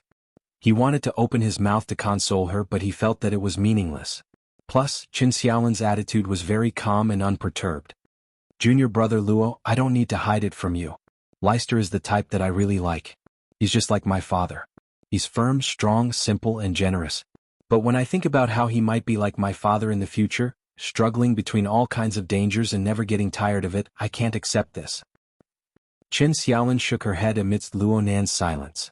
She suddenly laughed, "And more realistically, I can't understand Leicester and your logic." Luo Nan spoke in a low voice. "Senior Sister, you're saying?" Chen Xiaolin stared at him. "Why did you and Leicester act like it was a matter of course when faced with that kind of situation? You didn't feel surprised at all? Panic? It was as if the surroundings should be filled with these things. Did you know? Your expressions at the time made my heart go cold." At this point, Chen Xiaolin took a deep breath and finally said, "You and I may not be people of the same world. I can't understand and I don't want to understand, let alone come into contact with you." Luo Nan was silent again. A long while passed before he said, "I have a general understanding of Senior's intentions. But I don't know anything about this sort of thing. I just thought that between you and me, if this chapter is not finished, please turn the page." It's rare to be able to say things out loud like this. I think with Leicester's personality he's definitely not the kind of person who pesters others, right? At the same time, Luo Nan could see that Chen Xiaolin was an extremely rational person. She probably wouldn't turn back once she made her intentions clear. He was pessimistic about the results of Shui Lei's visit. But no one could accept this for Shui Lei. Chen Xiaolin was indeed reasonable. She nodded gently. "All right, let him come. Let's make things clear." "Then thank you, Senior Sister Chen." Luo Nan nodded and let out a secret sigh of relief. This sort of thing was a domain he was unable to understand. Forcing himself to do this caused a layer of hot sweat to appear on his back. The distance between the two and the group grew further and further. Many people turned their heads to look, especially Tianqi. He kept his gaze cast over, looking a bit gloomy. Luo Nan could understand the knot in Chen Xiaolin's heart, but some things weren't that easy to accept. He thought for a bit and couldn't help but ask, "That person?" Chen Xiaolin laughed. She actually flexed her arm to make a bulging motion. "He's not my type." Clearly, Chen Xiaolin's mental state had calmed down quite a bit after talking about this matter. She could tell jokes now. This was obviously good for her, but the result for Shui Lei would only be more negative. Luo Nan sighed in his mind. He and Chen Xiaolin increased their pace to catch up to the group. Right now, the situation of the large group was quite interesting. Most people were paying attention to the center of attention of this get-together, which was Mo and Tianqi. However, Tianqi was paying attention to Tianqi, and Tianqi was paying attention to Chen Xiaolin. This chain of attention continued on, and unwittingly, Luo Nan and Chen Xiaolin became the center of everyone's gazes. Of course, Luo Nan and Chen Xiaolin were magnanimous, but people felt that they weren't magnanimous enough. Tianqi found it hard to say some things, so Tianqi smiled and said, "Junior Nan, what are you talking about with our Xiaolin? Could it be that the matter last week wasn't settled? Was it because of the society?" "All right." Mo Peng realized something in hindsight. "Last Wednesday, I remember my sister saying that you were going to test for the Mystic Arts Research Society. Did you pass?" Luo Nan was speechless. "Mo Peng, you've gone stupid from playing games. Over 10 days have passed. Just how slow are you going to be?" You're still holding on to the past and not letting go? Tianxi and Luonan broke into laughter and surprise before Luonan could respond. Tianxi said, "The Mystic Arts Research Society?" Tianqi is in the Mystic Arts Research Society. Luonan was a bit surprised. Tianqi finally had the chance to speak formally. He felt that it was a bit funny but also very strange. This chapter is not finished. Please turn the page. I've been helping out with the newcomer's interview, but I've never seen him before. Luonan, this name sounds quite familiar. He stared at Luonan, sizing him up for a while. Then he suddenly cried out involuntarily, "Oh right. You're not the one who missed the exam, right? You didn't show up for the interview on Thursday. There were even people who tried to contact you, but they couldn't get in touch with you. The school system showed that you skipped classes for the entire day. We were all fired." Well, missed the exam? Skipped classes for the entire day? Acumen College, is this cool? Lil, Nanster, you really make people have a whole new level of respect for you. Luonan discovered very innocently that he had suddenly become the target of criticism. Tianqi was a bit inexplicably excited when this situation suddenly occurred. His words grew more and more discordant. "It's already quite late for our society's entrance exam. You skipped the exam. Does that mean you haven't joined the society yet?" On the other side, Tianxi shook her head. She turned to look at Qin Xiaolin. "Our society doesn't seem to have any arrangements. Did you miss it when you were admitted to the hospital that day, Xiaolin? It'll be hard to enter the society after you pass that window." Tianqi's expression was awkward and strange. Upon closer inspection, it was probably the type where he wanted to laugh but was holding it in. He wanted to increase his strength but was forcefully holding it back. But in the end, he still couldn't help but say, "Junior, it's not that I want to say this, but it's too much of a pity for you to miss the opportunity to enter the society. Plus, 8 credits will be deducted from your year." Luonan understood Tianqi's current state of mind very well. He felt a bit helpless and bored. When all was said and done, he had no enmity with this person. There was a 50% chance that they would work together in the same society in the future. He didn't want to make things too ugly.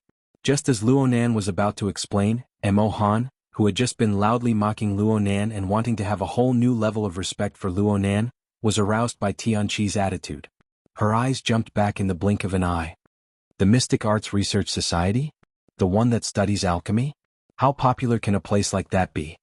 Tianqi's tolerance for the little beauty was quite high. He laughed and spoke rather proudly, "Our society has ample funds. All sorts of projects are being carried out.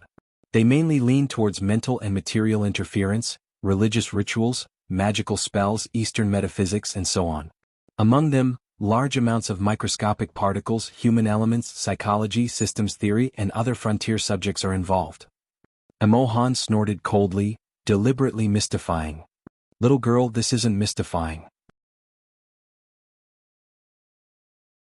Suddenly, an arm wrapped around Mo Han's shoulder and pulled her into a hug, pressing half of the little girl's body into an embrace. The smell of alcohol and saliva sprayed onto the side of her face as she chuckled. Mo Han was caught off guard and screamed in fright. "I'm finally home. I wish everyone a happy Mid-Autumn festival. I'm going all out to finish writing."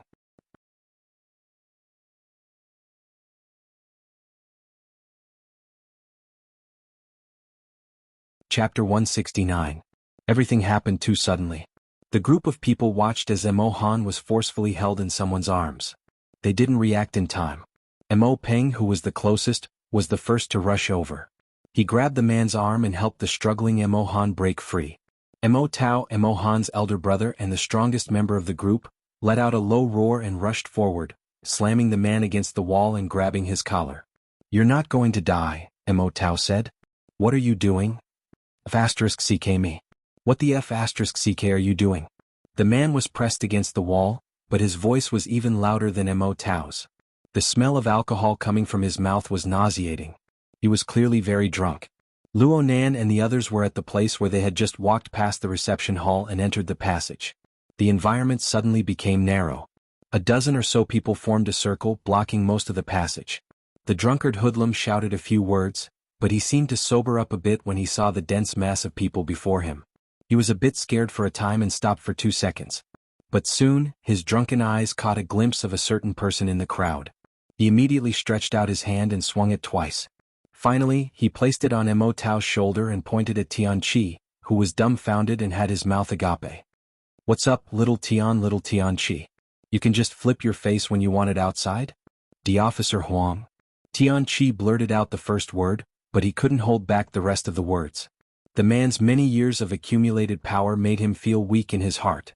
But the current situation truly exceeded the limits of his face. His fair face soon flushed red. If he could, Tianqi would certainly want to dig a hole in the ground and bury himself in it. Fortunately, his cousin Tianxi stepped forward bravely and angrily rebuked.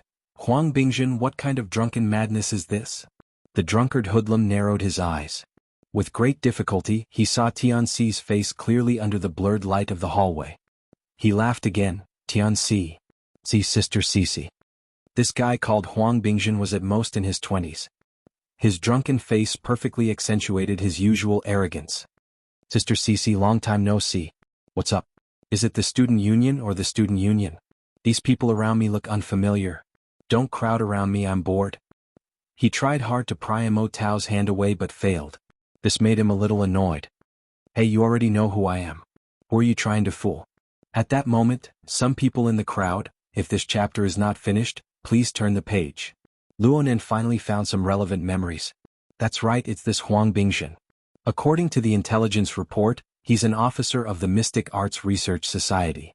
He's a typical rich second generation and a pervert. Last Friday night at the Limestone Water Village pub, Cat Eyes had smashed him into the wall. Perhaps it was because he had taken too many drugs at the time, but that experience clearly did not teach him a sufficient lesson. Tianxi naturally knew the ins and outs of Huang Bingjin. She wasn't afraid of his position in the school, but she was afraid of the Huang family's social influence. Her expression was very unsightly. "Huang Bingjin, who did you come with? If you're drunk, go puke in the toilet. Is it fun to lose face outside? The Mystic Arts Research Society and Acumen College have lost all face because of you." Huang Bingjin had a cheeky grin on his face. "It's fine. Sister Cece is so pretty. She'll grow back sooner or later." Everyone could see that there was no way to communicate with this fellow at this time. Mo Chio confirmed that Mo Han wasn't injured, so he didn't want to tangle with her any longer. He took advantage of the situation to close the distance between him and Tianxi.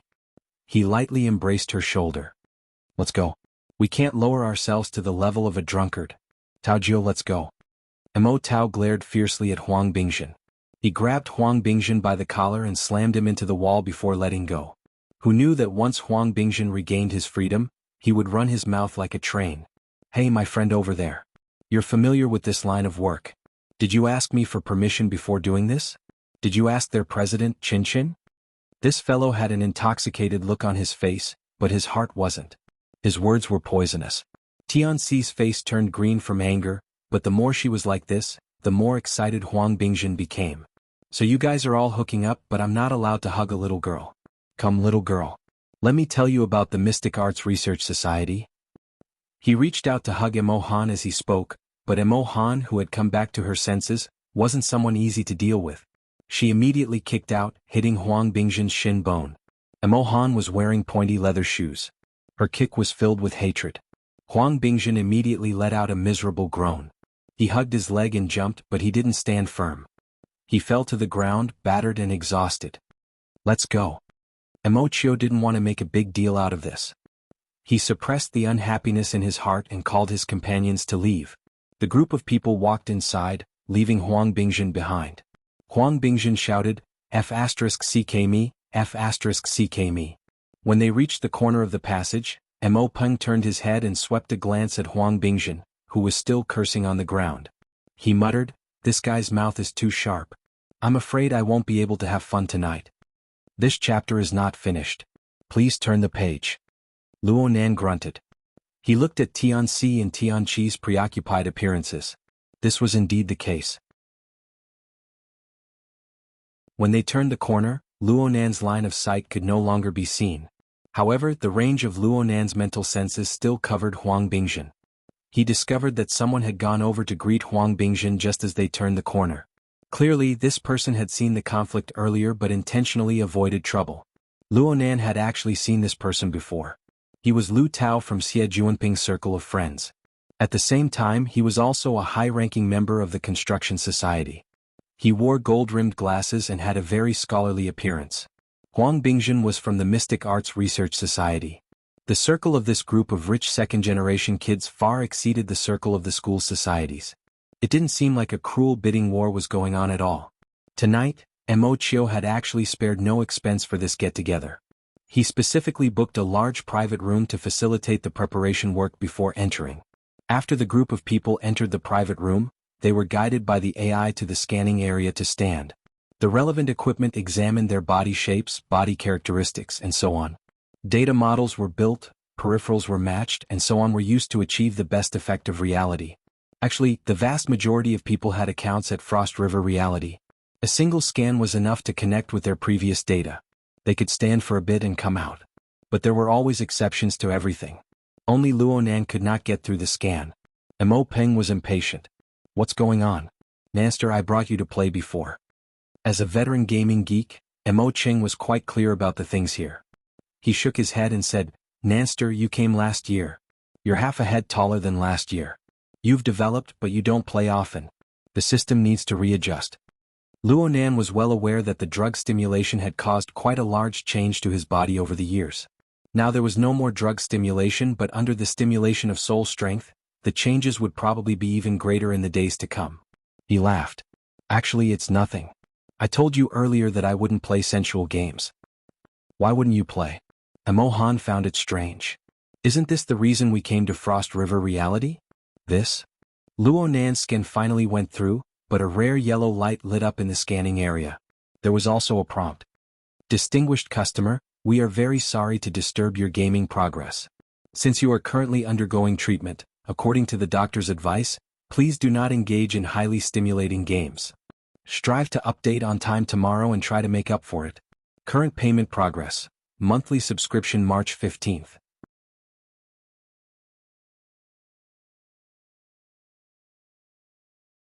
Chapter 170. Following the sound of the notification, Luonan's account in Frost River Reality had many privileges temporarily locked down. They were displayed as restricted. Even the peripherals and equipment that were sent over were different from those of other people. Everyone in the room looked at each other in dismay. "I've lived long enough to see something like this happen?" Even an expert like Mo Cheng had never seen such a situation before. He clicked his tongue in wonder for a time. Luonan was calm. The scan results were one thing. The most important thing was that his medical records from Rinai Hospital had been entered into the database. This situation only occurred when the two were combined.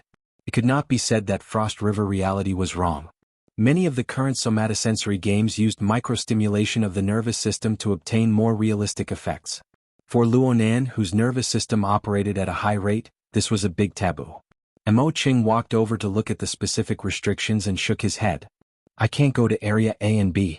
I can only play in Area C." The gaming area of Frost River Reality had a total of 3 levels. Area A was Reality Replica, Area B was Reality Immersion, and Area C was Reality Experience. The intensity of stimulation to the nervous system decreased in order. Of course, the degree of playability was the same. Area C was generally targeted at the elderly, children, or adults who wanted to relax. Young people who pursued excitement generally disdained this area. Luonan had talked to Mo Peng about the intensity of the game before he came. He just did not expect Frost River Reality and the hospital to be so extreme.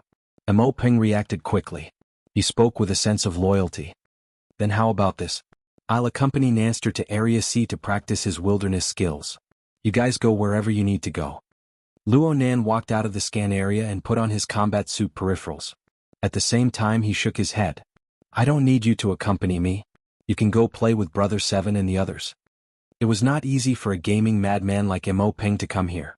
He definitely wanted to go to the most exciting area, Area A, to experience the effects of reality to the fullest. Mo Peng was still thinking about it. At this time, Tianxi smiled and raised her hand. "I can't play games. I can't stand things that are too exciting. I'll stay in Area C." Since she had started, Mo Chio laughed. "I'll also stay in Area C. Everyone else can play however they want. Just be careful. Ching 7, don't go crazy. Watch over everyone." "No problem." Mo Ching said this. It was hard to say how much he listened. If this chapter is not finished, please turn the page. Chen Xiaolin wasn't very interested, but Mo Han and Mo Rue pulled her to Area B. Tianqi also had a lot on his mind, but he definitely had to be on guard against this kind of natural third wheel. At that moment, Mo Tao and Mo Peng dragged him to Area A. The group of people were quickly assigned and left in a huff. "Nanster, where do you want to go play?" Mo Chio asked Luo Nan's opinion in a very considerate manner. The problem was that he was closer to Tianxi right now. It seemed that he was really interested in Tianxi. Huang Bingzhen's dirty words didn't affect him at all. Luo Nan didn't have any intentions of being a third wheel.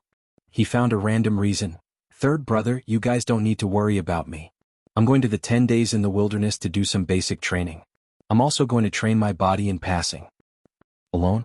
"No, Mo Peng can also turn on the guidance mode in Zone A. I'll call him when I get there." Luo Nan's wristband received a call as he spoke. It was an unfamiliar number. It just so happened that Luo Nan was about to pull away from the two main participants of the social gathering. Luo Nan raised his hand and gestured for them to move to the side. "Hello, Mr. Luo. I'm Bai Xinyan." Luo Nan was stupefied for a moment before he reacted. "Bai Xinyan? Wasn't that the brilliant disciple of Dr. Clay that Octopus Bro had mentioned? The one who had come to Xia City to help Octopus Bro with his early treatment and data collection? Especially since she was Mr. Bai's daughter." Luo Nan hurriedly added a greeting. "Hello, Ms. Bai." Bai Xinyan's voice was low and gentle. It was very pleasing to the ear. "Mr. Luo, the examination will only start tomorrow night. However, I just retrieved the information from Ren AI Hospital and the association. I saw the results of the automatic examination last night. It seems that there are signs of relapse. How do you feel now?" Luo Nan secretly admired this person's strict attitude, but he couldn't say that the Wraith sign was cheating him. He could only vaguely say, "I really do feel a bit uncomfortable. I feel like the pressure has increased. Perhaps your soul power has grown again. There will always be a period of rapid growth before and after an ability user awakens. But for the current you, this is not good news." Bai Xinyan had accurately grasped the root of the problem and was very frank. Luo Nan was mentally prepared. Bai Xinyan continued, "For the next step of treatment, I need to update some data here. I hope Mr. Luo can cooperate. I need to go back to the hospital. This chapter is not finished. Please turn the page." "Is it?" "No need. I noticed that the Frozen Star system retrieved your information from Ren AI Hospital about 5 minutes ago." "The Frozen Star system? It's the main system of Frost River Reality. It's located in the supercomputer Black Dome. It's the carrier of several experimental projects of the Star Alliance Committee, the military, and the Ability User Society.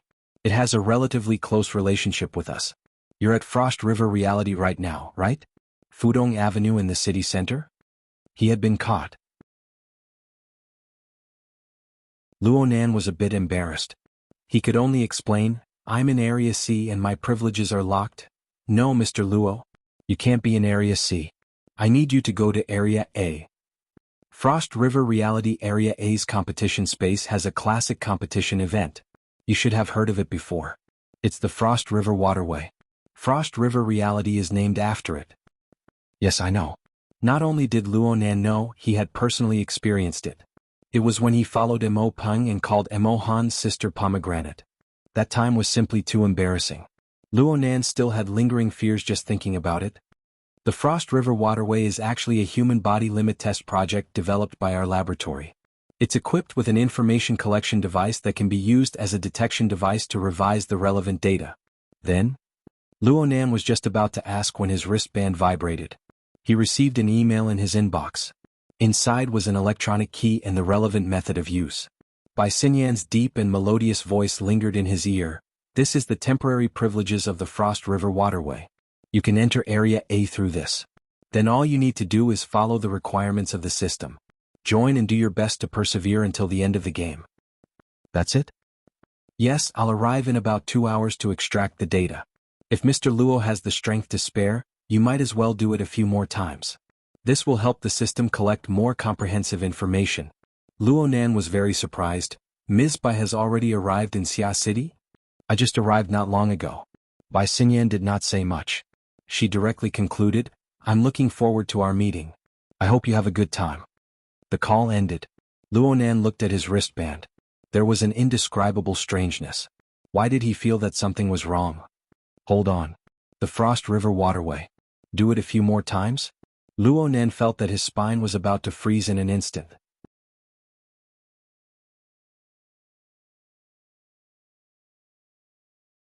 Chapter 171. Luo Nan stood still. He stopped at the boundary between Area C and the guide area. Ahead was the reality area filled with AR virtual images. Through the strengthening of the external goggles, these virtual images had a bit of a cartoon flavor to them. It was hard to tell the difference between reality and illusion. Some advanced players could choose their virtual guide. From virtual idols to game heroes there was no problem. Therefore the area ahead suddenly became lively and clamorous. Real human figures and virtual images mixed together. It was a dazzling sight. Luo Nan talked as he walked. His speed was very slow. Mo Chio and Tian Si were already in front of him. He thought for a bit and did not enter Area C. Instead he used the Hexier to contact Bro Octopus. After a week of preparation, Octopus had already begun the research work on Luo Yuandao's psychotropic drug. Plus he was quite ambitious. He combined Luo Nan's practical results and opened up several groups of drugs for comparative research. He really turned into an octopus, spending several days in a row in high-intensity work. His days and nights had long since turned upside down. When Luo Nan contacted him, Octopus managed to find some time to take a nap in the laboratory. He was still a bit muddle-headed when he picked up the call. But when he heard Luo Nan's description, he instantly woke up. White Salt has returned to the country. He contacted you and wants you to go to the Frost River waterway? Octopus blurted out by Xinyan's nickname. He washed his face again to clear his mind. After pondering for a while he said, I know about the Frost River Reality Project. The government, the military, the society, as well as many financial groups and companies are all involved. Chairman Ouyang is also a technical consultant. Our psychic wave network platform actually has a transplant. Of course it's not suitable for you. But if it's somatosensory stimulation, the corresponding danger will be greatly reduced. Frankly speaking, White Salt's plan is a bit radical.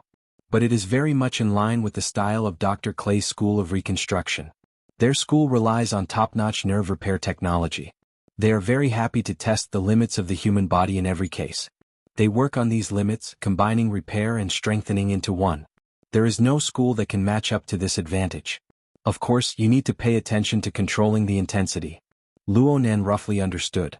Since Octopus said this, there shouldn't be any major problems. He thanked Octopus and hung up. He decided to follow by Xinyan's instructions. If this chapter is not finished, please turn the page. Following that, he followed the instructions on the key email and loaded the electronic key into his social authority system. He obtained temporary authority and connected to the Frozen Star system. Soon the system guidance arrived. Luo Nan followed the instructions and left Area C. He took the special elevator to the third floor of Frost River Reality. The elevator door opened, and two ushers dressed as female starship soldiers said at the same time, Welcome, sir. The two guides saw Luo Nan, who had the face of a student, standing in the elevator car wearing eye-catching restricted peripherals. The latter half of the guide's speech was a mess. Luo Nan was able to confirm that the two guides were real people and not virtual images. He nodded in response and walked out of the elevator. It was completely different from the bustling scene below. Upon entering the third floor, it was extremely quiet. The gloomy black light and the dense light spots at the top formed a miniature starry sky environment. It was as if even breathing could be heard. Luo Nan could also feel that his arrival seemed to have caused trouble for the two guides, but he couldn't always explain, I'm just here for a physical examination. He could only feign ignorance and politely ask for relevant information according to the system notification. I want to go to Frost River number 3. How do I get there? The two guides, one with long hair and the other with short hair, were both charming and pleasant. The two exchanged a few glances when faced with Luo Nan's question. Only then did the short-haired guide speak.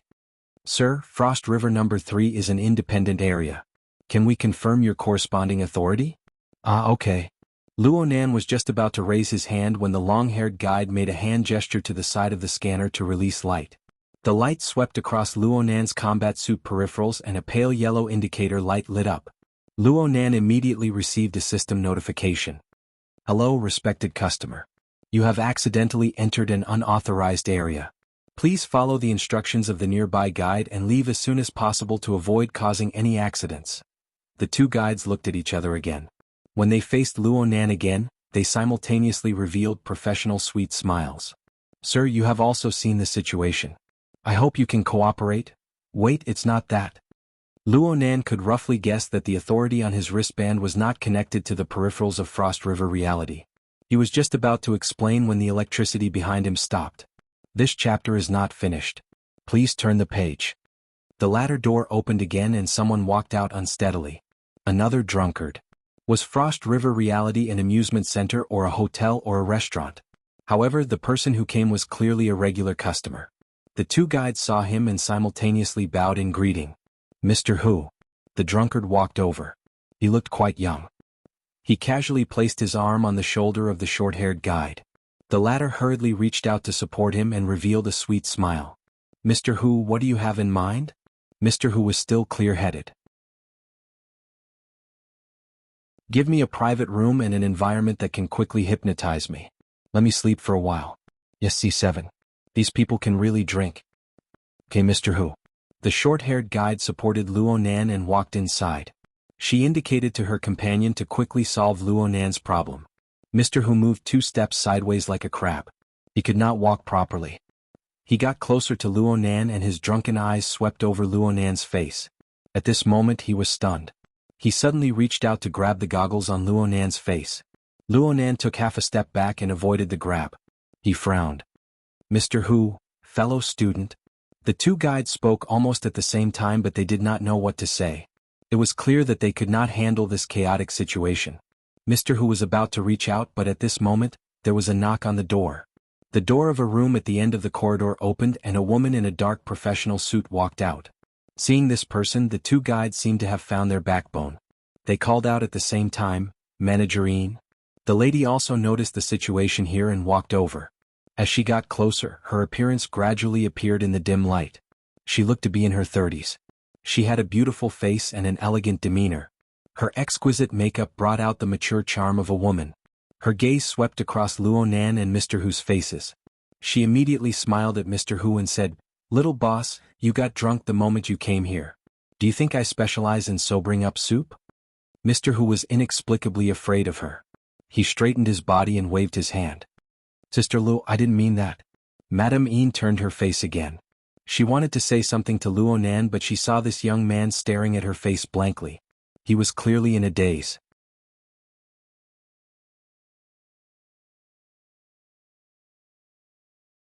Chapter 172. Kids these days. Madame Yin laughed dumbly. She first asked the two guides for the results of the clearance scan. With a glance, she knew what was going on. She walked in front of the drunken Mr. Hu and separated the two of them. She said to Luo Nan, "Student, this is the VIP area of Frost River reality. Judging from the clearance of your equipment, you shouldn't be here." Wait. On the other side, Mr. Hu had sobered up quite a bit. However, when he spoke hurriedly, his tongue was not as smooth as before. After saying "wait" a few times, he finally managed to squeeze out the rest of the sentence. That brother, you look familiar. Can you take off the mirror and take a look?" Although his words were rough, the meaning behind them was surprisingly polite. Luo Nan's heart skipped a beat. He carefully looked at Mr. Hu's face and saw that the outline of his face was a bit swollen due to excessive drinking. He actually looked a bit familiar. After thinking for a bit, he took off the goggles. With just this one movement, a piece of information suddenly popped up in the corner of his memory. Senior Hu. Aha, Luo Nan Jr. Nan. Mr. Hu shook off the guide's support and came forward to give Luo Nan a hug. Luo Nan could not avoid it for fear that he would not be able to hold on and fall to the ground. Yes, Luo Nan remembered now. This Mr. Hu was the one who had brought the construction society, Yen Yongguo's lawyer, and a bunch of other people to Gear last week. He was the student council cadre who had come to visit. He was Xie Junping's best friend. Xie Junping called him Hu-san. His real name should be Hu Huaying. According to Xie Junping, this person was a bit muddle-headed, but he was a reliable person. However, was his relationship with Hu-san that good? On the other side, although Hu Huaying was 70 to 80% drunk, his heart was still clear. He and Luo Nan had only met once, but Xie Junping and Luo Nan were not. Hu Huaying also worked in the club activities department. He had seen everything that Xie Junping had been doing for the past week. Xie Junping had been running back and forth for Luo Nan to join the order club. Ever since they knew each other, when had he ever seen this young master so worried? Even though he was very clear about Xie Juanping's sexual orientation, he couldn't help but think, could it be that this bro turned the Xie family's playboy gay? As Xie Juanping's best friend, Hu Huaying was very clear about her attitude. Showing enthusiasm was just the beginning, the key was the next step. Junior brother, you have to go to class tomorrow, right? If this chapter is not finished, please turn the page. Are you done? Hu Huaying expressed that she had always been concerned, and took the opportunity to get closer. You want to experience the VIP area, right? Actually, you could have just told me in advance. I still have some shares here. She lowered her voice and raised her voice. Of course, there's also Manager Yin Lu. Junping and I call her sister. She's always taken care of us. Sister Lu, this is my junior Luonan. He's very close to Junping. Luonan. Yin Lu stared at Luonan. The latter lowered his eyelids, looking a little introverted. He called out softly, Sister Lu? Hu Huaying saw that Luonan was too introverted and was afraid that he would feel awkward. She laughed. I made a mistake today. No matter what, since I'm here, I'll let junior brother stay in the same room as me. I'm just going to sleep anyway. Luonan opened his mouth but didn't say anything. His gaze returned to Yin Li's face and he couldn't look away. Yin Li smiled faintly. Her gaze swept past Hu Huaying and Luonan. I still have to give face to the little boss. Sister Lu, you're magnanimous. Hu Huaying laughed and pulled Luonan to thank Yin Lu. Luonan said, Thank you, Sister Lu. His eyelids lowered again. At this time Yin Lu sighed helplessly. Luonan, I'll call you Brother Nan. You should know how the restrictions came about. You can experience it in the VIP room, but you must take care of your body. Oh, your body hasn't recovered yet, right? I understand. Hu Huaying patted her chest and took charge. God knows if the alcohol had passed. Yin Lu nodded at them. Little boss and Brother Nan, you guys have fun. There's a problem with the renovation of Sky Capital Water Village. I'll go take a look. Hu Huaying laughed. Once the branch opens, it'll be your territory once you leave the school gate. It's all for you bosses to earn money. Yin Lu shook her head and smiled. She bid farewell to the two and walked into the elevator. Before the elevator door closed, Luonan glanced at Yin Lu again. However, he was caught by Yin Lu. This female manager, who had an extremely outstanding appearance and style, gave Luonan another smile. She gently waved her hand, bidding him farewell. Then the two guides picked the rooms and led Hu Huaying and Luonan to the inner part of the VIP area. According to Hu Huaying's introduction, the overall structure of the VIP area was distributed like a swarm. They were all separated luxurious rooms. Everything in the gaming area below could be found here. This chapter is not finished. Please continue. And it would only be more exquisite. The VIP rooms were like the private rooms below. However, the gaming area was integrated into it. There was also a scanning area in the room. Under the guidance of the two guides, Luonan re-entered this area and started scanning again. This time, all the permissions were unlocked and a new set of peripheral equipment was sent over.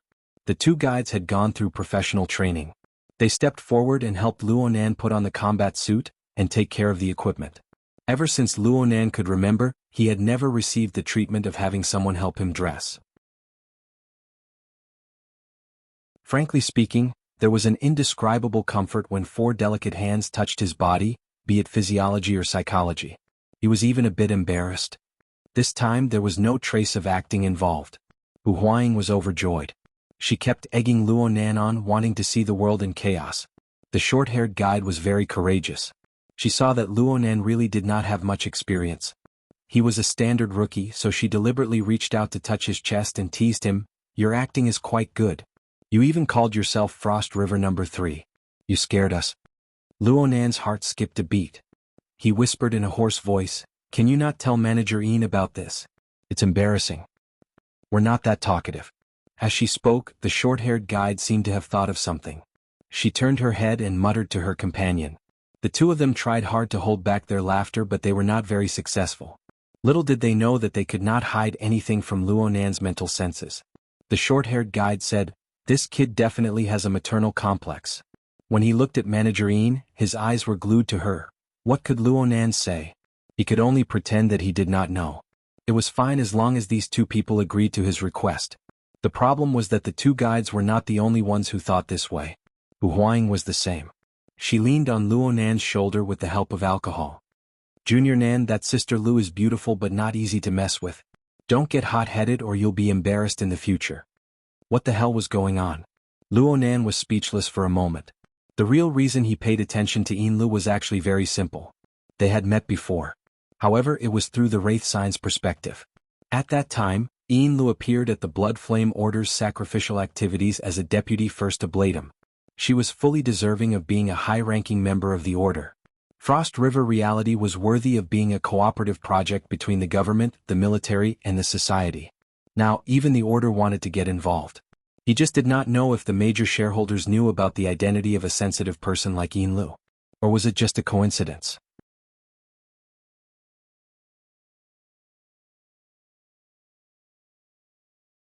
Chapter 173. Hu Huaying was still chattering away. Sister Lu is a talent in both technology and management. She was poached by the company at a high price. Apparently she has a very powerful background. It's not like no one has tried to get her before, but they all ended up in disgrace. Luonan could more or less obtain some information about Yinlu from Hu Huaying's chatter. This was in contrast to what he learned from the Wraith Sign. However, Hu Huaying quickly diverted the topic. She was eager to bring Luonan to experience the relatively easy-to-get kind of experience. Luonan's response to this was to wear a special tactical helmet peripheral to block out all of the outside world's messy information. The default option of the tactical helmet was augmented reality.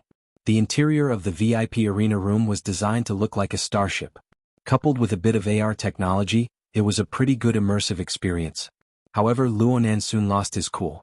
The tactical helmet was gradually affecting his five senses to help him further enhance the experience. However, it was precisely this influence that stimulated Luonan's mental senses. Under the circumstances where his five senses were confused, his all-encompassing senses began to take over everything. Illusory and real scenes intertwined. In the end, the real side still prevailed. Under the clairvoyance of his mental senses, the light and shadow effects were revealed one by one. There was no longer any reality to speak of. Luonan felt a bit helpless. This was an unexpected trouble. If this trend continued, he would probably be cut off from virtual reality in the future. Hu Huaying and the two guides were absolutely unable to understand Luonan's feelings. After routinely asking a few questions about his impressions, they quietly retreated to avoid disturbing Luonan's immersion experience. They each did their own thing. Little did they know that Luonan's mental senses gave him a better understanding of their actions. The long-haired guide retreated first. The short-haired guide flirted with Hu Huaying for a while before leaving with a smile on her face. Hu Huaying's anger was ignited. It was not appropriate for her to be presumptuous beside Luonan. She could only laugh and curse as she went to the resting area to find a place to sleep. However, he soon received a call. It was probably one of his friends urging him to hurry up. After refusing twice, he could only helplessly get up and quietly leave the room. Just like that, Luonan was the only one left in the entire VIP room to carry out his boring attempts. After a few tries, he finally lost all his patience. He took off the tactical helmet and walked out of the high-class fully enclosed maglev cabin. He was lost in thought. This situation wasn't right. If it was only for normal people to use, it would be fine, but from Bai Xinyan and Brother Octopus. If this chapter is not finished, please turn the page. It was obvious that the association was involved in this project. There were a lot of mentally enhanced people like him in the association. If they all had this kind of out-of-character experience, then wouldn't the Frost River waterway become a joke? Luonan discovered that he might have taken a wrong path when he thought about this logic. He hurriedly looked down at his wristband and found the details of temporary privileges in the social privileges section. He then waved his hand. As expected, the system guidance with temporary authority had yet to end. It was still reminding him of the relevant location, and the target was still Frost River number 3. He should have realized it a long time ago. The authority Bai Xinyan gave him was clearly not compatible with the local reality system. They might not even be on the same data chain. You should have told me then. But that deputy officiant is at the side. Am I thinking too much? Luonan felt that he had done quite a few unnecessary things just now. When all was said and done, he lacked social experience and his vigilance was too strong.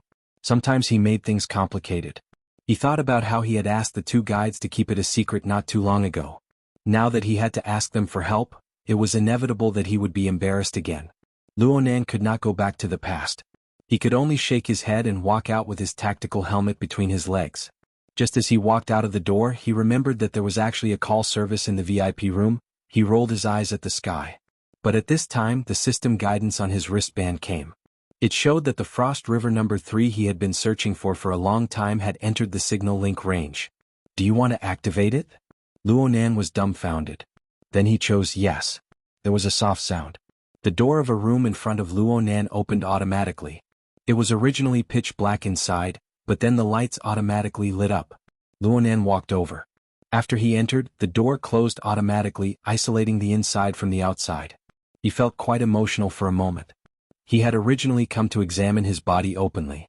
How did he end up doing it sneakily in a moment of carelessness? When the door closed, his wristband clearly vibrated, realizing the data link. The system guidance was fully activated. A very classic virtual image of a female. In any case, it was the type that Luonan found familiar.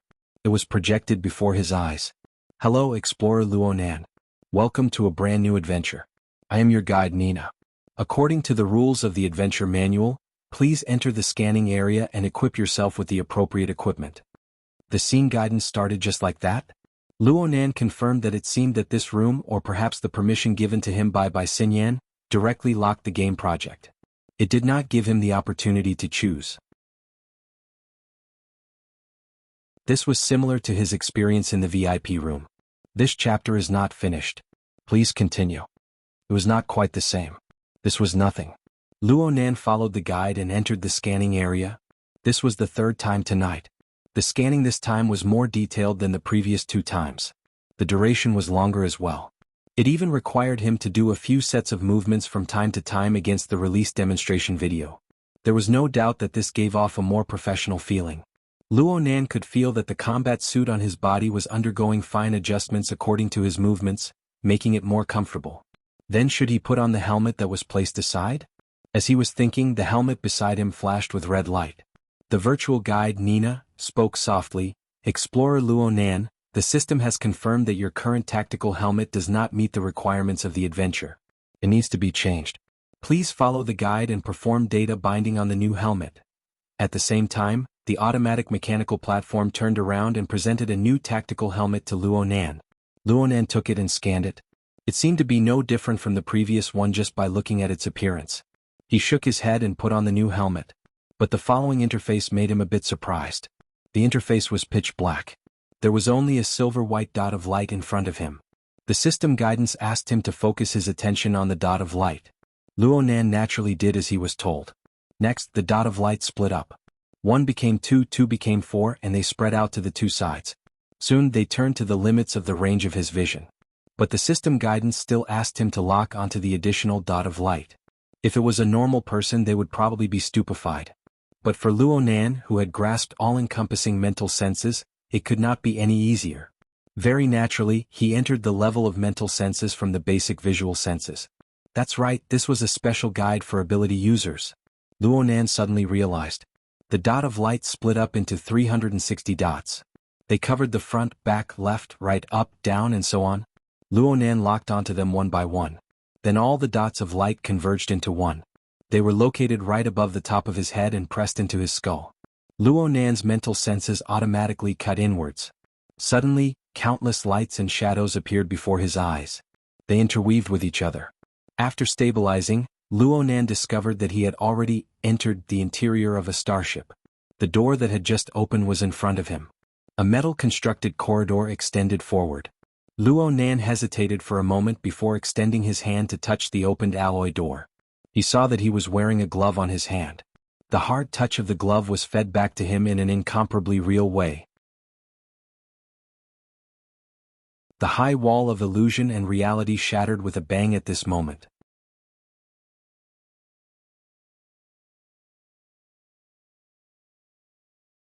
Chapter 174. On the east coast of Xia City, there was a dangerous section of the Huanhai Highway. Beyond the guardrail of the highway was a cliff. Under the dark sky, the fine rain was like mist, erasing the boundary between the cliff and the sky. This Huanhai Highway was the first-class highway to be paved with magnetic pavement. In the beginning, it was used as a technical practice. Later, because of its status as a classic, it gradually became the preferred choice for street racers. Although the weather was bad, the thrill-seeking racers did not mind. Sports cars sped along the highway one after another. With the help of the maglev system, they easily reached speeds of over 300 kilometers per hour. The headlights of the car were like a long sword that cut horizontally, cutting the curtain of night and the rain into pieces. They also made the cliff glisten and stand out from the hazy sea and sky. Bai Xinyan stood at the top of the cliff, looking at the staircase road that extended into the distance. The cars racing on the road were like fireflies moving in the opposite direction, gradually becoming indistinguishable in the curtain of rain. Xia City is still the same. There's no difference between it and Luoyang City. Faced with the harsh environment after the war, it was difficult to maintain the cultural characteristics of a large metropolitan area that was built in a hurry. A high degree of homogeneity was inevitable. It was precisely in such a boring jungle of steel that the seemingly turbulent but actually monotonous structure of human nature was created. Because of this, every gifted type is worthy of special treatment, from the perspective of species diversity. Bai Xinyan had her hands in the pockets of her windbreaker. She faced the sea breeze and took a step forward. The fluttering raindrops condensed into fine ice crystals under her feet, carrying her body. Just like this, it condensed, shattered, and solidified, forming a faintly discernible ice crystal staircase. She crossed over the multi-layered road and arrived at the bottom of the cliff. There was no trace of the void behind her. Right now, Bai Xinyan was standing on a protruding platform about 10 meters above sea level. It was big enough for 2 people to stand on. On the inside of the platform, there was a recess of more than 3 meters deep and nearly 2 meters high. Traces of artificial excavation could be seen. Bai Xinyan didn't go in. She looked around and saw that there was an open waterproof metal box inside. Women's clothes were scattered messily on top of it, already soaked by the drizzle that blew in. How many years has it been since I've changed my casual lifestyle? Bai Xinyan looked away and stood on the platform facing the sea. On one side of the sea, the rain fell like a curtain. It was a hazy scene. This chapter is not finished. Please turn the page. The wind and rain blew against her windbreaker, making it flutter loudly, but it didn't make her feel the slightest bit wet. Below her, among the jagged rocks, the tide was rising. Thick white foam floated on the blurry outline of the tide, swaying back and forth. Bai Xinyan gazed at the surface of the sea. After a moment, the corners of her lips curled up. The rain that fell around her once again turned into fine ice crystals. They fell onto the rocks in the tide with a rustling sound. In the time it took to take 2 or 3 breaths, the constantly swaying white foam of the tide had turned into all sorts of strange ice crystals, and the chill was still seeping into the seawater. Very soon, the reef and the half-frozen tide formed a twisted silhouette that looked like the face of a ferocious ghost. 1, Bai thought. But he counted to 3. Suddenly, amidst the sound of the wind and the waves, there was a clanging sound that spread far and wide. The ghost face on the surface of the sea suddenly tore open. Correspondingly, the reef cracked and the seawater split. A slender figure broke out of the water from the middle of the crack and screamed. Frozen, frozen to death, frozen to death. Zhang Yingying rushed out of the water. Her tight-fitting diving suit with red and black stripes showed off her good figure, but there was a layer of floating ice on her. Her loose hair was also covered with ice beads, messy and lacking in layers, which made her look a bit awkward. Her bare feet stepped on the slippery rock wall, and with a leap she flew onto the platform. The sharp aura around her body had yet to dissipate, and as she cut through the curtain of rain, there was a hissing sound. On the platform, Bai Xinyan did not dodge. Instead, she smiled and opened her arms wide to embrace the figure that was charging at her. The camel-colored windbreaker was flipped up and covered both of them. Ah, white salt, white salt. Zhang Yingying was so excited that she wanted to roll around in Bai Xinyan's arms and rub off the ice droplets. Bai Xinyan, on the other hand, did not seem to care at all. She hugged the young girl in her arms tightly, and her chin rested on her hair that was covered in ice beads. She did not say anything, but she continued to smile. The excitement of meeting an old friend finally died down a little. Zhang Yingying put some distance between them. When she saw Bai Xinyan's face, she couldn't help but take a few bites. Ah, you haven't changed at all. You've been in the lab all day and you haven't melted. But when she truly came back to her senses, she lowered her head to look at the surface of the sea, where the chill had yet to subside. She swallowed back the words she was about to say. Wow! How did you do it? This sort of freezing air has already far exceeded the scope of normal. You're no longer just an architect. This chapter is not finished. Please turn the page. An extraordinaire? Not yet. It's just a little trick. It's not the same as your white rainbow. But I haven't seen you for 3 years, and you've suddenly become very serious in your training. Zhang Yingying rolled her pretty eyes. Yeah. I'm making a fool of myself. I still want face. Do you? Bai Xinyan used her cheek to lightly rub against the young girl's delicate and slightly cool cheek. Zhang Yingying giggled. Then she asked Bai Xinyan about her plans. This time we're in Xia City. We're going to be at least a month. How are we going to arrange our schedule? How about you live with me? We'll go play to our heart's content every day. I'm going to see the boss tomorrow morning. Then I'll deal with other matters. I also have an appointment tonight, but it's just a formality. Bai Xinyan's wristband vibrated as she spoke. She glanced at it and nodded slightly. The society has dug up quite a few new people in recent years. The scout is pretty good. Scout. All right. That fellow is your patient. Zhang Yingying's eyeballs swiveled. A few thoughts floated to the surface. Bai Xinyan saw this and knew that this scout was already registered with Zhang Yingying. She took the opportunity to understand the situation. The precision of this person's senses is very impressive. It's the precision direction, but it's closer to the microscopic. Why does he have the nickname Scout? This person, he really does have some talent. Zhang Yingying blinked. She was a bit baffled. You guys haven't met yet, right? How can you tell? I rely on my skills. Bai Xinyan shook her wrist, letting the data on her wristband be mapped out. Zhang Yingying could only understand a part of it, but she grasped the key information. Frost River Waterway? That fellow's nerves are damaged and he hasn't even awakened yet. Can he hold on? TSK. Is there a need to torment him like this? Bai Xinyan smiled. When a patient receives treatment, he has to walk with 2 legs. One is confidence and the other is obedience. Right now, I'm just strengthening the latter element. Zhang Yingying had a baffled expression. That fellow can be a bit jumpy at times, but he hasn't started yet, right? Yeah. He's not being disobedient. I just want to make him more obedient. Oh, pervert.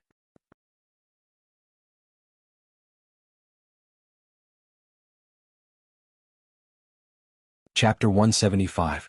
Luo Nan stood at the entrance of the metal passageway, experiencing the blurry boundary between illusion and reality. Nina's upper body appeared on his retina. Explorer Luo Nan, you need to make a short jump in order to infiltrate the planet's defensive perimeter. Please enter the jump pod. This scenario seemed familiar. The last time he was tricked into coming here by Emohan, it was more or less the same. Luo Nan walked into the open metal passageway. The light gradually dimmed. At the end of the passageway, the operating console flickered with light. He could see the stars in the depths of space through the circular window. Behind the operating console was a classic high-back starship chair. Luo Nan walked over and sat down. Through Nina's guidance, he adjusted the equipment on the operating console one by one and revised the parameters. All of this was done to help the player adapt to the virtual environment, to minimize the influence of reality to the greatest extent. Luo Nan used his picky eyes to inspect the feeling of his fingertips, the changes in lighting and the shifting of angles, but it was hard to find any obvious flaws. This degree of realism had already exceeded the limits of reality for the public. It should be due to the mental guidance that had been carried out before. Everything was ready. The window displayed the meaningless coordinates of the adventure area. Nina's voice rang out once more. Please close your eyes and grasp your balance. Resist the dizziness from the short jump. The adventure begins. Luo Nan's body trembled slightly. A peculiar vortex of light appeared in front of the jump pod. The pod started and accelerated. The force of inertia pushed Luo Nan to the back of the chair, and the world spun and flipped. Luo Nan instinctively closed his eyes. The noise of electromagnetism and machinery, as well as the sound of an alarm in the distance, were exceptionally clear.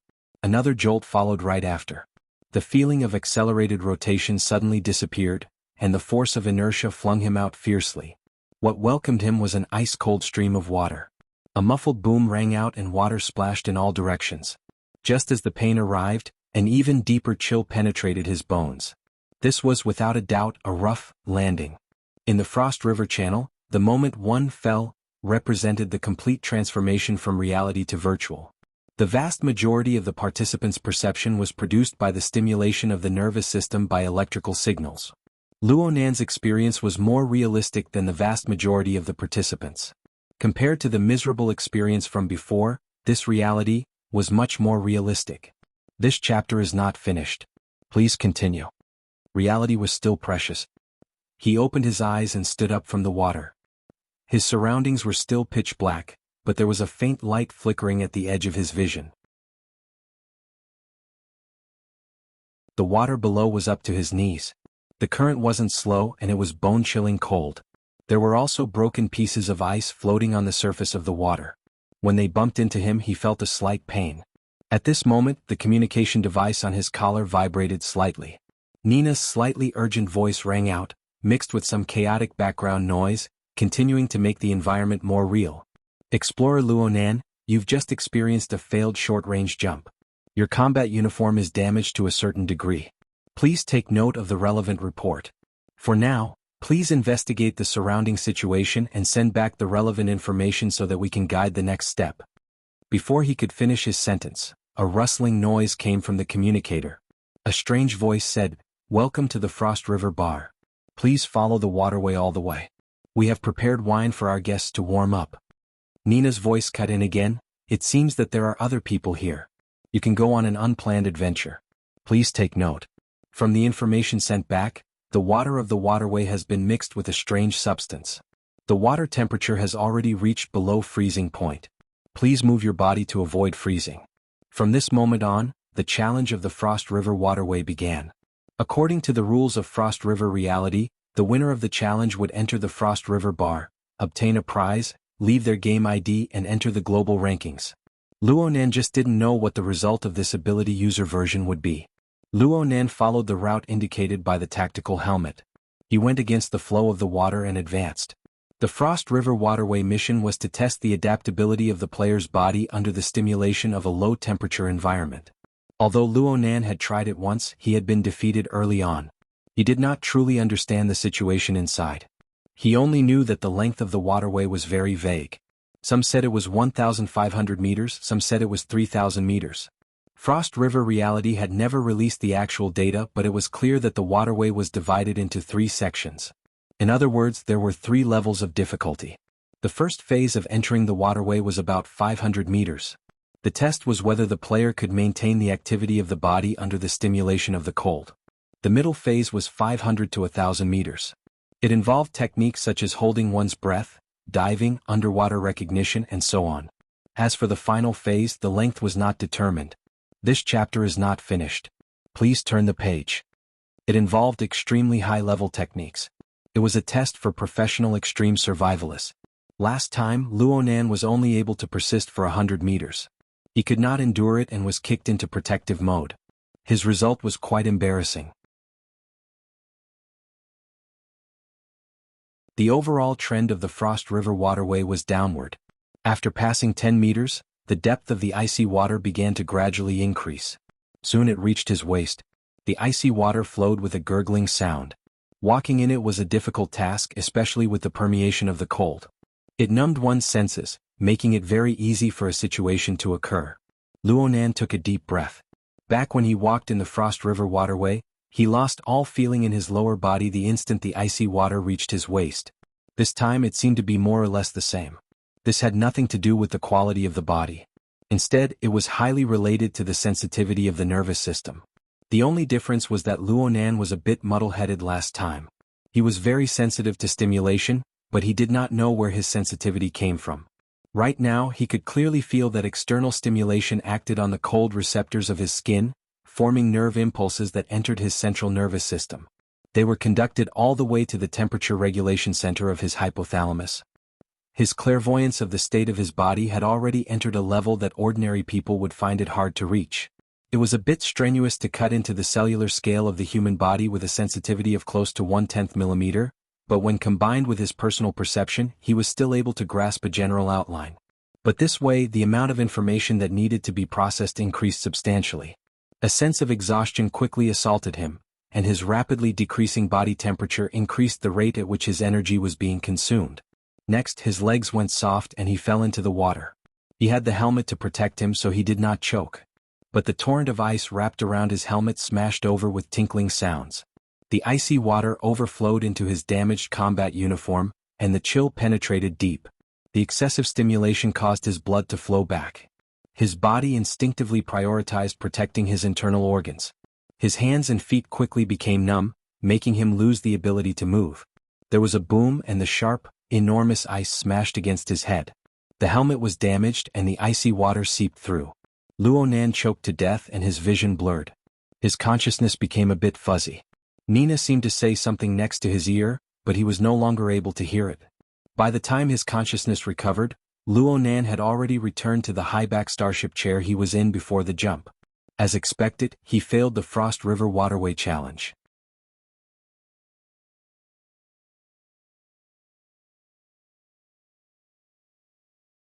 Chapter 176. Luo Nan leaned against the back of the chair. His hands and feet were powerless for a time. His body needed a certain amount of time to adjust to the changes in the external stimuli. Right now, a hologram was erected in front of him. The central region was a playback of the video. It displayed the details of his actions in the Frost River waterway from multiple perspectives. There was no need to elaborate on his sorry state. All sorts of data appeared around the playback. Many of them were specialized terms. Luo Nan didn't really understand them. Even if he understood, it was hard to understand a project that had been completely digitized. He didn't know what level it represented, whether it was good or bad, due to the lack of comparison. Luckily, he discovered that there was a rather shallow conclusion at the lower center of the hologram. The challenger's body is weak, but he possesses outstanding sensory precision. He is a precision-oriented mentally enhanced. However, he lacks the corresponding information processing skills. He lacks control over his body. He remains in the instinctive stage. Information processing skills? Control? Luo Nan recalled the experience he had just experienced. He had received a lot of information, but that was all. All of his nerve impulses and related reactions were still carried out according to his body's functions. They were carried out step by step. There really wasn't much control. He was quite convinced by this evaluation. Obtaining information was one thing, but processing and controlling it was another. Luo Nan knew that the temperature control center of the human body was located in the hypothalamus. He also knew the relationship between the relevant control areas and the type and nature of the neurotransmitters secreted. He also possessed the corresponding soul strength. It was enough to interfere with the material plane and give sufficient stimulation to the corresponding nervous tissues. But he really didn't know what to do if he let Luo Nan control it. This wasn't something that could be realized with just a thought. If he really did it, what would be the priority? It must be known that the hypothalamus was an important area for regulating the internal organs and endocrine activity. If the stimulation was inappropriate, it wouldn't just be a matter of losing the challenge. He might even play himself to death on the spot. Luo Nan sighed. He looked at his sorry state a few more times and chose to challenge once more. Bai Xingyan wanted him to try many times before. She gave him 2 hours of time. Only a quarter of the time had passed. He still had to practice. The problem was that nothing much had changed when he entered the Frost River waterway once more. The icy water of the Frost River waterway was fine. Please continue to the next page. What gave Luo Nan a headache was the rapid flow of water and the enormous chunks of ice that came crashing down from time to time, as well as other debris. Under the influence of the numbness caused by the cold, Luo Nan simply didn't have the leeway to dodge. He could only fail again and again. Luo Nan's dispirited thoughts were accumulating. He wasn't afraid of failure, but he was very vexed by the feeling of powerlessness that came from being unable to fix his own problems. He had practiced a few times, but he collapsed in the first 500 meters every time. It was the same problem every time. What was the point of trying again? The accumulated emotions had already caused his soul strength to go a bit out of control. Luo Nan simply chose to withdraw. The sealed magnetic cabin opened, and the luxurious high-back chair was restored. Luo Nan sat on the chair and was stunned for a moment. He smashed the armrest heavily and ignored the system notification. He took off his helmet and prepared to take a good breath. But the moment he took off his helmet, all the indicator lights around the high-back chair he was sitting on went off. The guide, Nina, disappeared, but the lights in the room lit up. The atmosphere of business was completely destroyed. His wristband vibrated again and the system prompted, "You have voluntarily exited the system. Temporary authority has been turned off." Luo Nan was stupefied. He looked at his watch again. Not even half of the 2-hour time limit had passed. He just wanted to take a breather. Who would have thought that the system would turn off so simply? This kind of authority was really too much of a scam. Looking at it from another angle, that Ms. Bai probably didn't plan on giving people the option to rest midway? From the looks of it, that person's temperament wasn't that easy to deal with. Luo Nan's heart spontaneously gave birth to vigilance. He was like a mischievous student facing a strict teacher. And very unfortunately, he did a terrible job on the first assignment that this teacher assigned. His first impression of her had probably been completely destroyed. Luo Nan was a bit troubled, but it was too late for regrets now.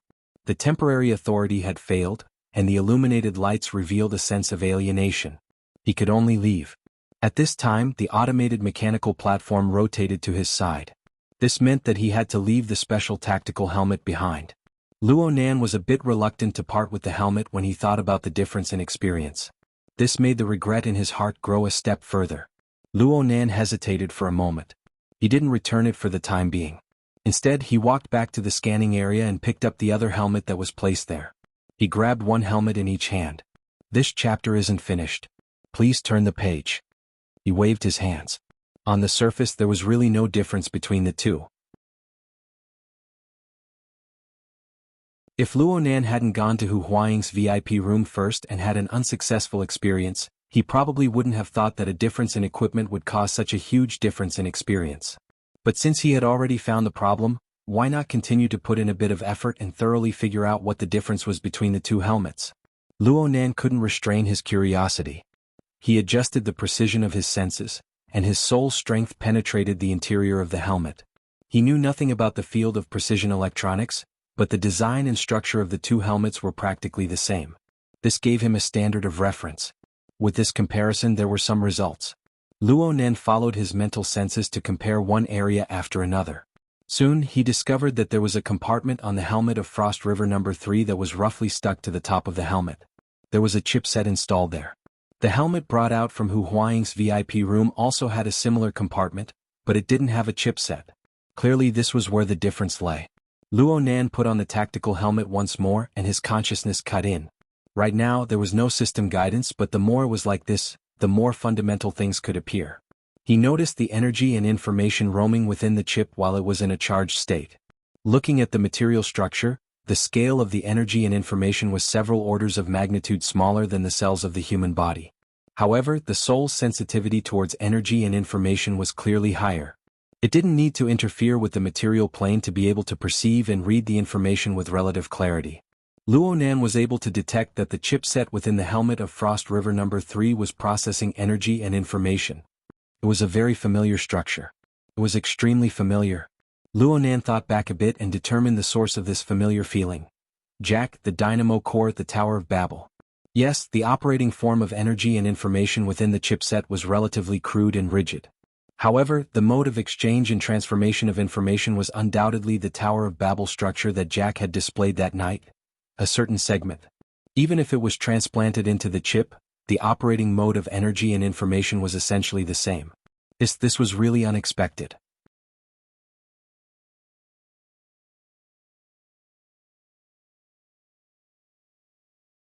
Chapter 177. The reproduction of a portion of the dynamo core's functions? Luo Nan came to this conclusion and was somewhat stunned. He lacked a complete understanding of the origins of the dynamo core. He had more of a guess from the conversation between Jack and Yen Yonghua. This sort of thing should be a cutting-edge product produced by the Apocalypse laboratory behind Quantum Corporation. It possessed overwhelming control over electronic devices. It was a key technology of the fourth-generation burner and could be applied to altered humans. Through special application methods, it could completely break the boundaries between altered humans and burners. For example, Jack. Such sensitive technology had suddenly appeared in Frost River Reality, a virtual attraction project for the masses. Moreover, it had appeared in such a special segment. Even if it was just a small segment, even if the government, the military, the Ability User Society, and various technology companies were all involved, it was still hard to believe that this was just a coincidence of heroes having the same idea. Was it a repeated experiment hidden within the project? Or was the Apocalypse laboratory also involved in the project? Did the society know about this situation? The series of questions made Luo Nan a bit stupefied. It seemed that he had once again stepped into some muddy water. Of course, as long as he could face the truth, he was more than happy to do so. Luo Nan muttered to himself as he weighed the chip helmet a few times. His eyes gradually lit up. He certainly could not take this helmet away. He certainly could not dig out the chipset inside, but he had a more perfect substitute. His dynamo core, the external neuron. Luo Nan had never used his own dynamo core to build the Tower of Babel. He was worried that his body would not be able to withstand it and he would end up like Jack. But now he had a complete set of peripherals for Frost River reality. He used the dynamo core's dominance over electronic equipment. The two combined to recreate the immersive virtual experience specifically provided for ability users. It would not be a big problem. The experience was a small matter. If he could dig out some deep information from it, then that would be a huge harvest. Luo Nan could no longer endure it. He could not use Frost River number 3, but it was fine. He could change locations. He immediately threw away the chip helmet, hugged his original equipment and strode out the door. Frost River number 3 immediately closed behind him, unable to be opened again. He did not care. He quickly walked back to Hu Huaying's VIP room. The facilities here were still in an active state. The room was empty. This chapter is not finished. Please turn the page. Alone. Luo Nan took a deep breath and walked onto the high-back starship chair. He put on the tactical helmet that was missing a crucial chipset and connected it to the system. 4 aptitude users without the mental guidance function of the chipset, the so-called tactical helmet was just a clumsy toy. They could not control the penetration of mental senses at all. All the virtual scenes became a joke. But this time, Luo Nan was neither impatient nor impatient. His thoughts stirred within this disordered light and shadow. The external neuron that had been hiding between the left and right thalamus, at the location of the central mass, extended noiselessly. It pierced into the area of the chip. It sensed a bit and the structure automatically forked, docking with the reserved interface. Energy and information converged and operated. The process was clearly displayed and the structure was not much different. However, it was 100 times, 1,000 times more exquisite than a chipset simulation. And the amount of energy and information it could carry and process was also hundreds or even thousands of times more. Luo Nan felt his helmet heat up.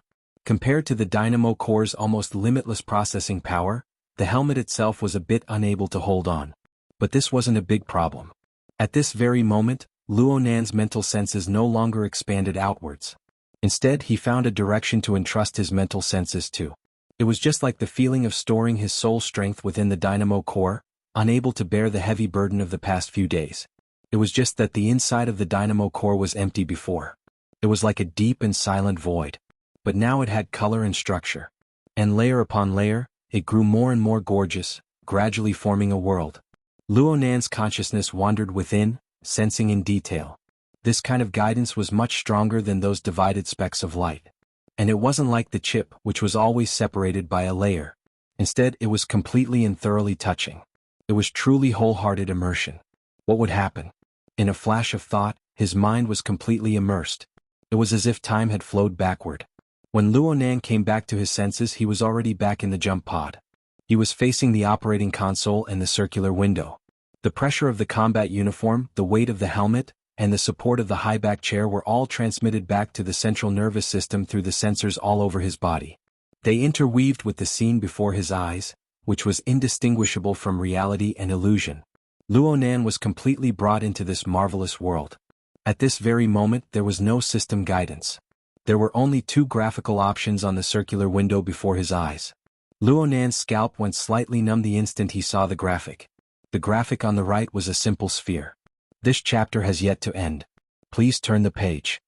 And the one on the left was the one he was the most familiar with. The visualization graphic, the format pyramid.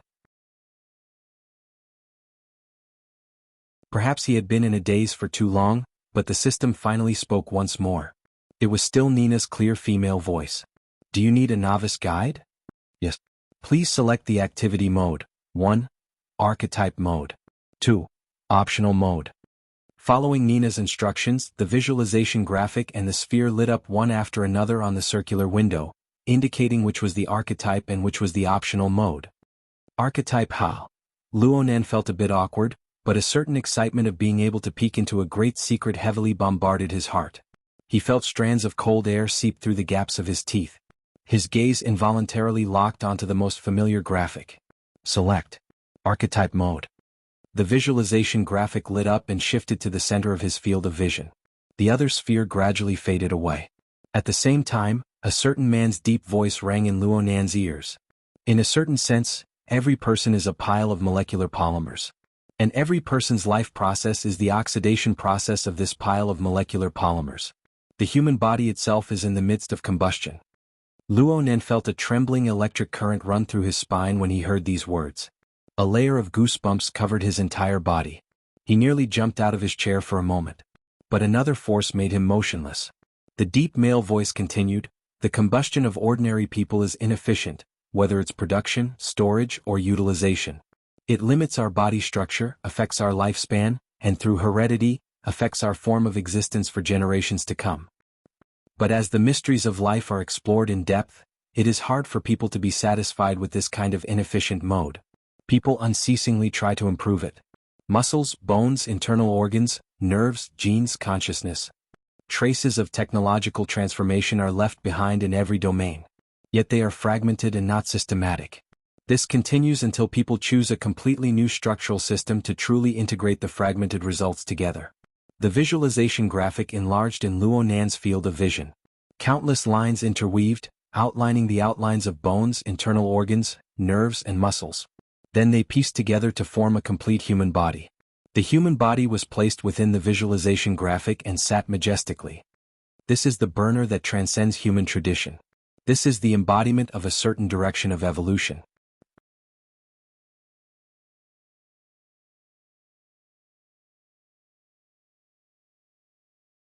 Chapter 178.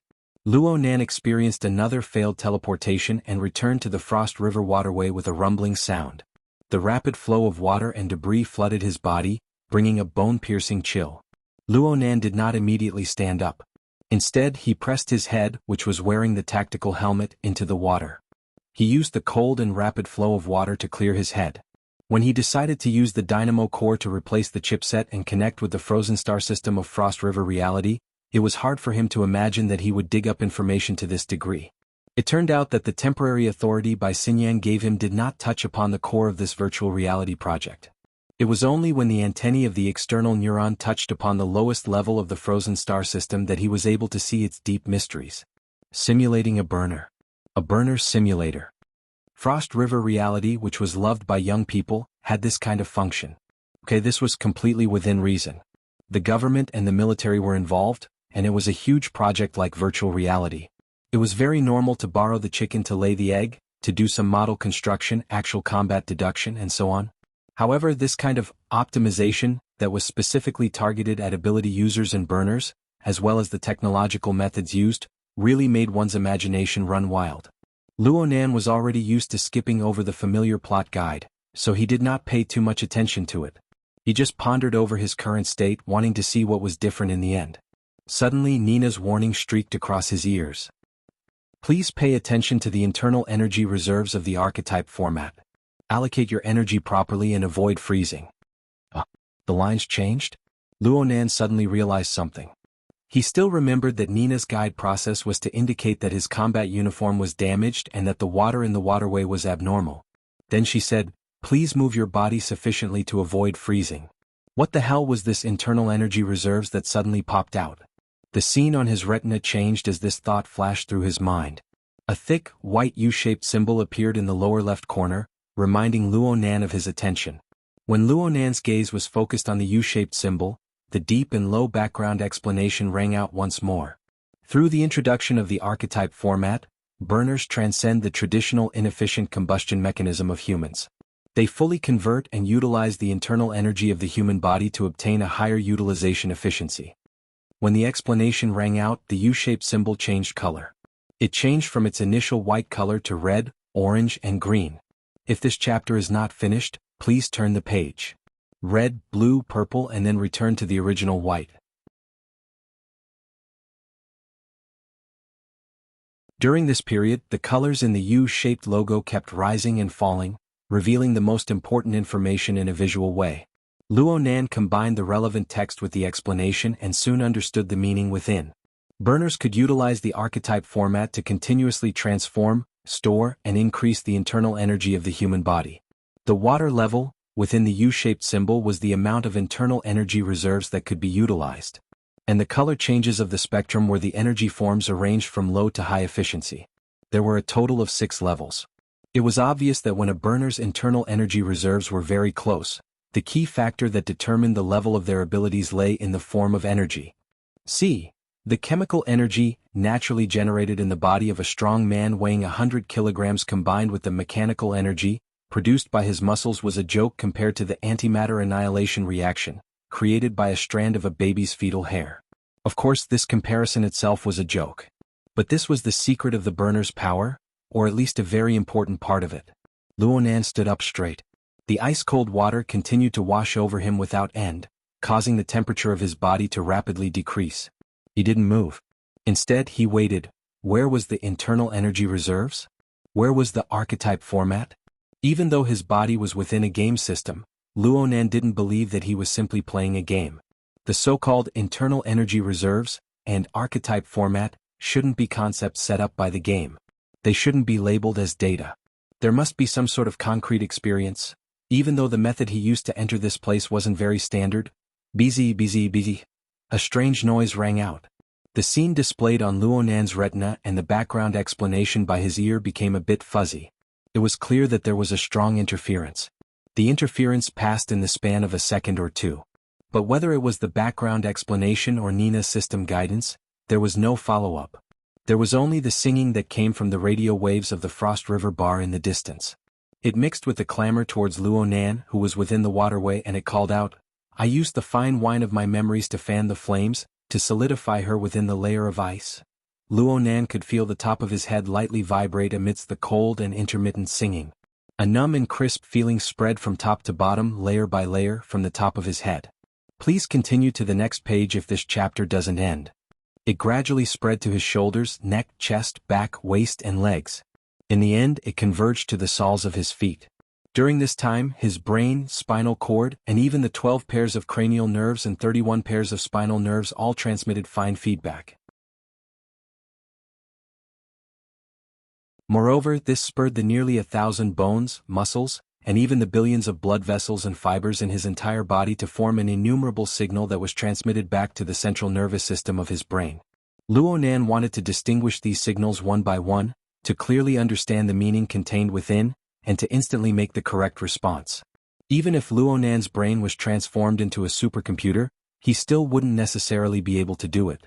But when these signals swarmed over and circled around the external neuron, they instantly separated into a marvelous order. Some were a bit stronger, some were a bit weaker.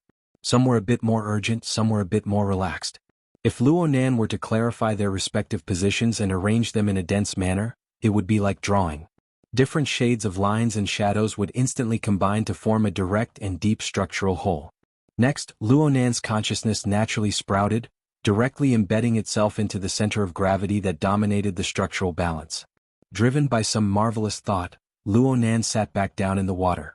He assumed the double-coiled body posture and his entire body was fixed at the bottom of the river. From the top of his head to the two sides, his shoulders, his elbows, and his knees formed two perfectly straight diagonal lines. They connected to the bottom of the river, forming a stable pyramid structure. The rapid scouring of the water pounced onto his head in an instant. The powerful pressure from the outside world was transmitted in layer by layer, transforming into energy and information.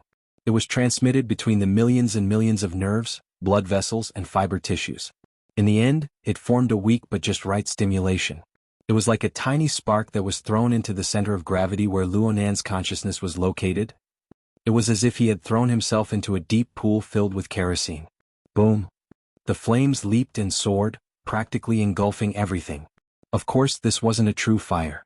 It could only be said that the pouring of his consciousness had magnified this feeling. But when Luonan's consciousness shifted away and he sensed normally, there was clearly a mass of warm energy radiating from his lower abdomen. It was at this moment that the pure white water level of the U-shaped symbol on his retina suddenly dropped.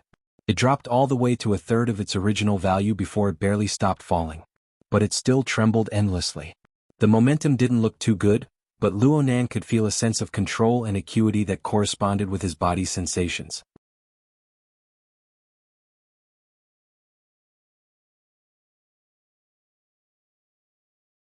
Chapter 179.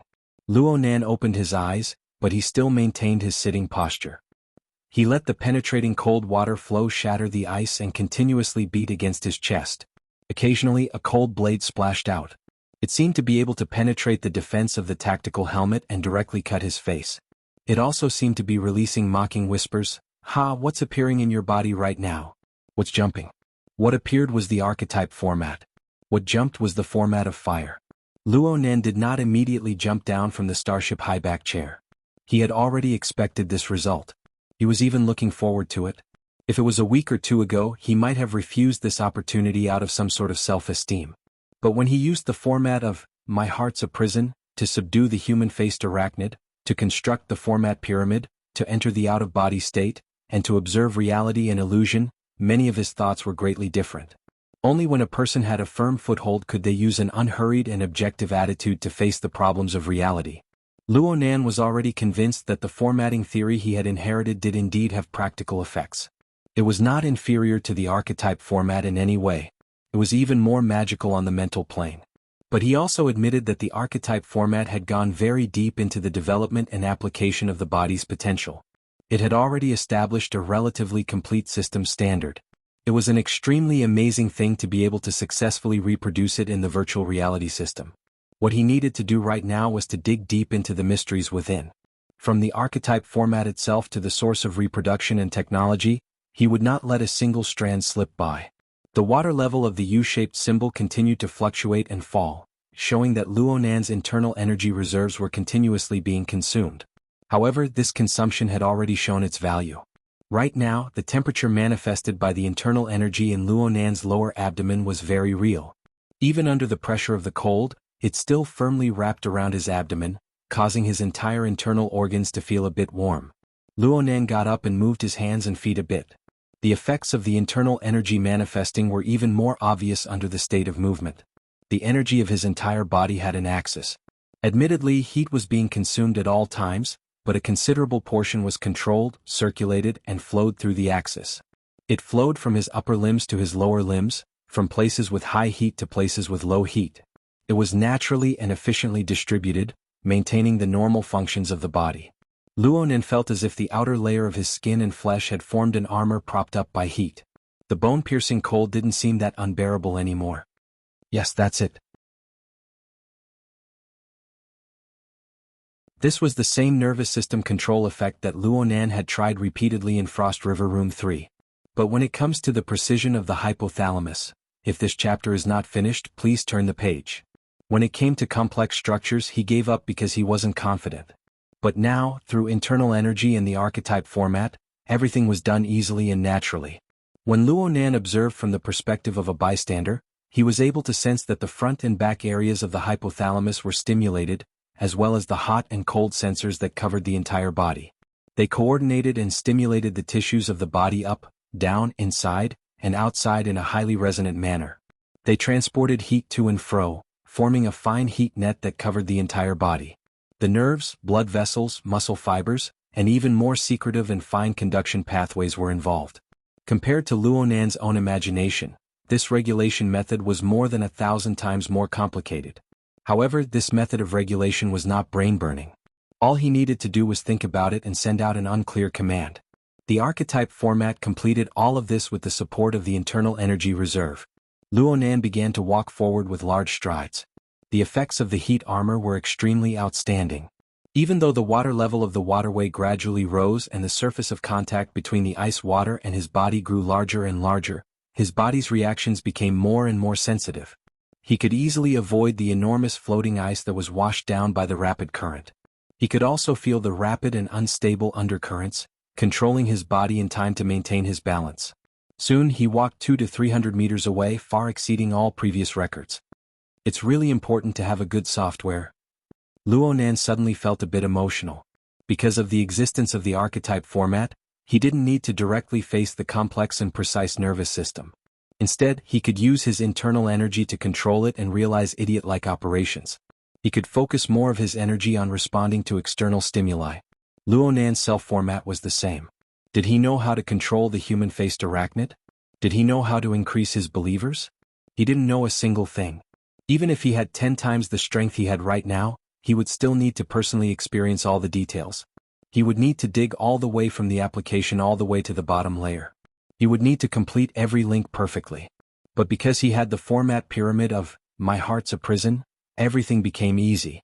All he needed to do was to unearth the potential of the format pyramid, provide it with the required energy, and experiment with more efficient application methods. That was all.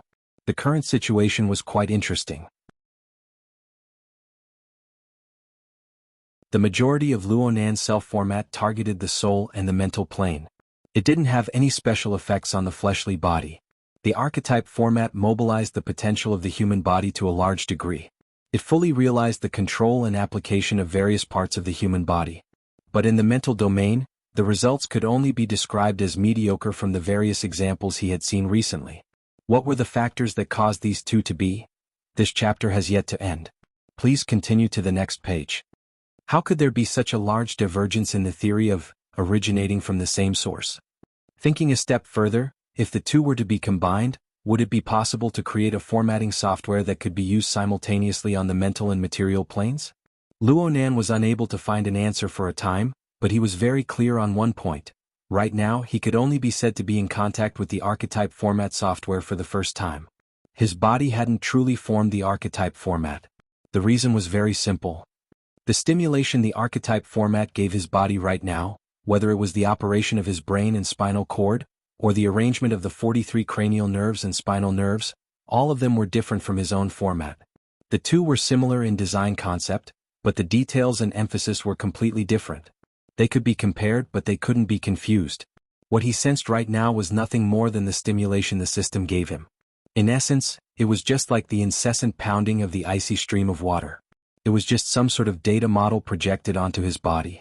Though its effects were real and it really did stir up a portion of his strength, transforming his internal energy reserves and igniting the format of fire, its foundation was still empty. Luonan wasn't disappointed.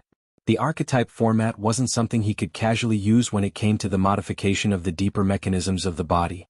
It was already beyond his imagination that he could experience it for himself.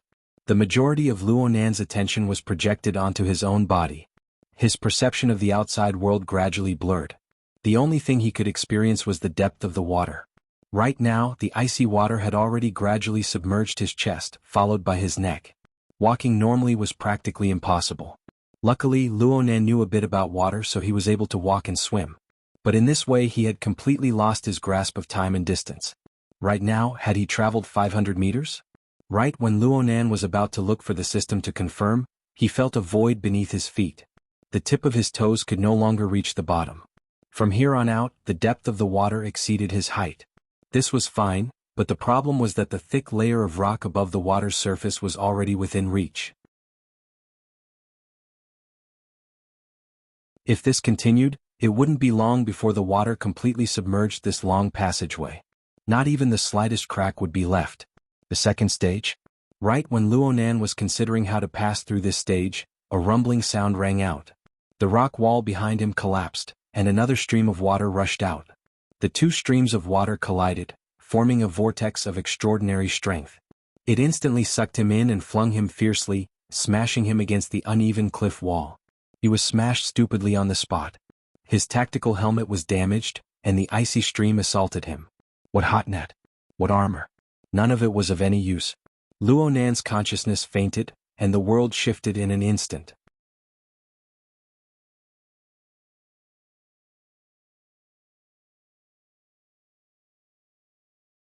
Chapter 180. I failed again. But the difficulty has clearly increased. That's right, it's specially designed for burners. Luonan withdrew from the Frost River waterway. He didn't plan on continuing the experience for the time being. He just sat on the high-back starship chair and squinted his eyes. He felt the discomfort of his body after the stimulation signals left his body one after another. Even without the scouring pressure of the icy water, his body seemed to have become several dozen kilograms heavier. The coordination of his various parts seemed to have problems. His entire body was like an old machine without oil. His joints were a bit stiff. There was also the soreness and twitching caused by the tearing of some of his muscle fibers. This was the contrast caused by the separation of the archetype format's model. The amount of discomfort he felt right now was proof of the large gap between his body's standards and that of a passing standard. Only after a minute did Luonan begin to move his fingers. He regained control of his suddenly unfamiliar body. An analytical light screen had already been erected in front of the high-back chair at this time. It displayed the factors of success and failure in this waterway adventure in an unending stream. Luo Nan habitually looked at the evaluation first. The evaluation on it was unprecedentedly harsh. As a burner, the basic archetype format has made an unbelievably low-level error. The distribution of internal energy is at the beginner level. The coordination between the body and internal energy is close to zero. It is recommended that the format be immediately examined for errors and undergo strict foundational training. If necessary, the format should be reforged. It's that bad? Luo Nan rubbed his head. He couldn't help but laugh. Perhaps it was because the system's requirements had suddenly increased by a lot according to the standards of a burner. Then a three-dimensional image of a full body appeared on the holographic screen. Red and green dots of light and blue and white lines marked the densely packed nodes and silhouettes. The red dots representing errors could be said to be ghastly to the eye. Luo Nan was a bit surprised by this. Since it's a template chosen for the Dynamo core, how come there are so many errors? He casually chose a red dot on his chest and several dots in the surrounding area lit up. It even involved another set of nodes far away in his legs. It showed that there was a very systematic connection between them. And on the holographic screen to the side, a close-up of the corresponding area appeared. There was a clear diagram on it showing the internal energy as the axis. The relevant energy and information flowed, converged and transformed within the special structure of this area. This included mutual interference and even the material layer. This chapter is not finished. Please turn the page. The facial nerves, blood vessels, muscle fibers, bones and internal organs were directly or indirectly affected.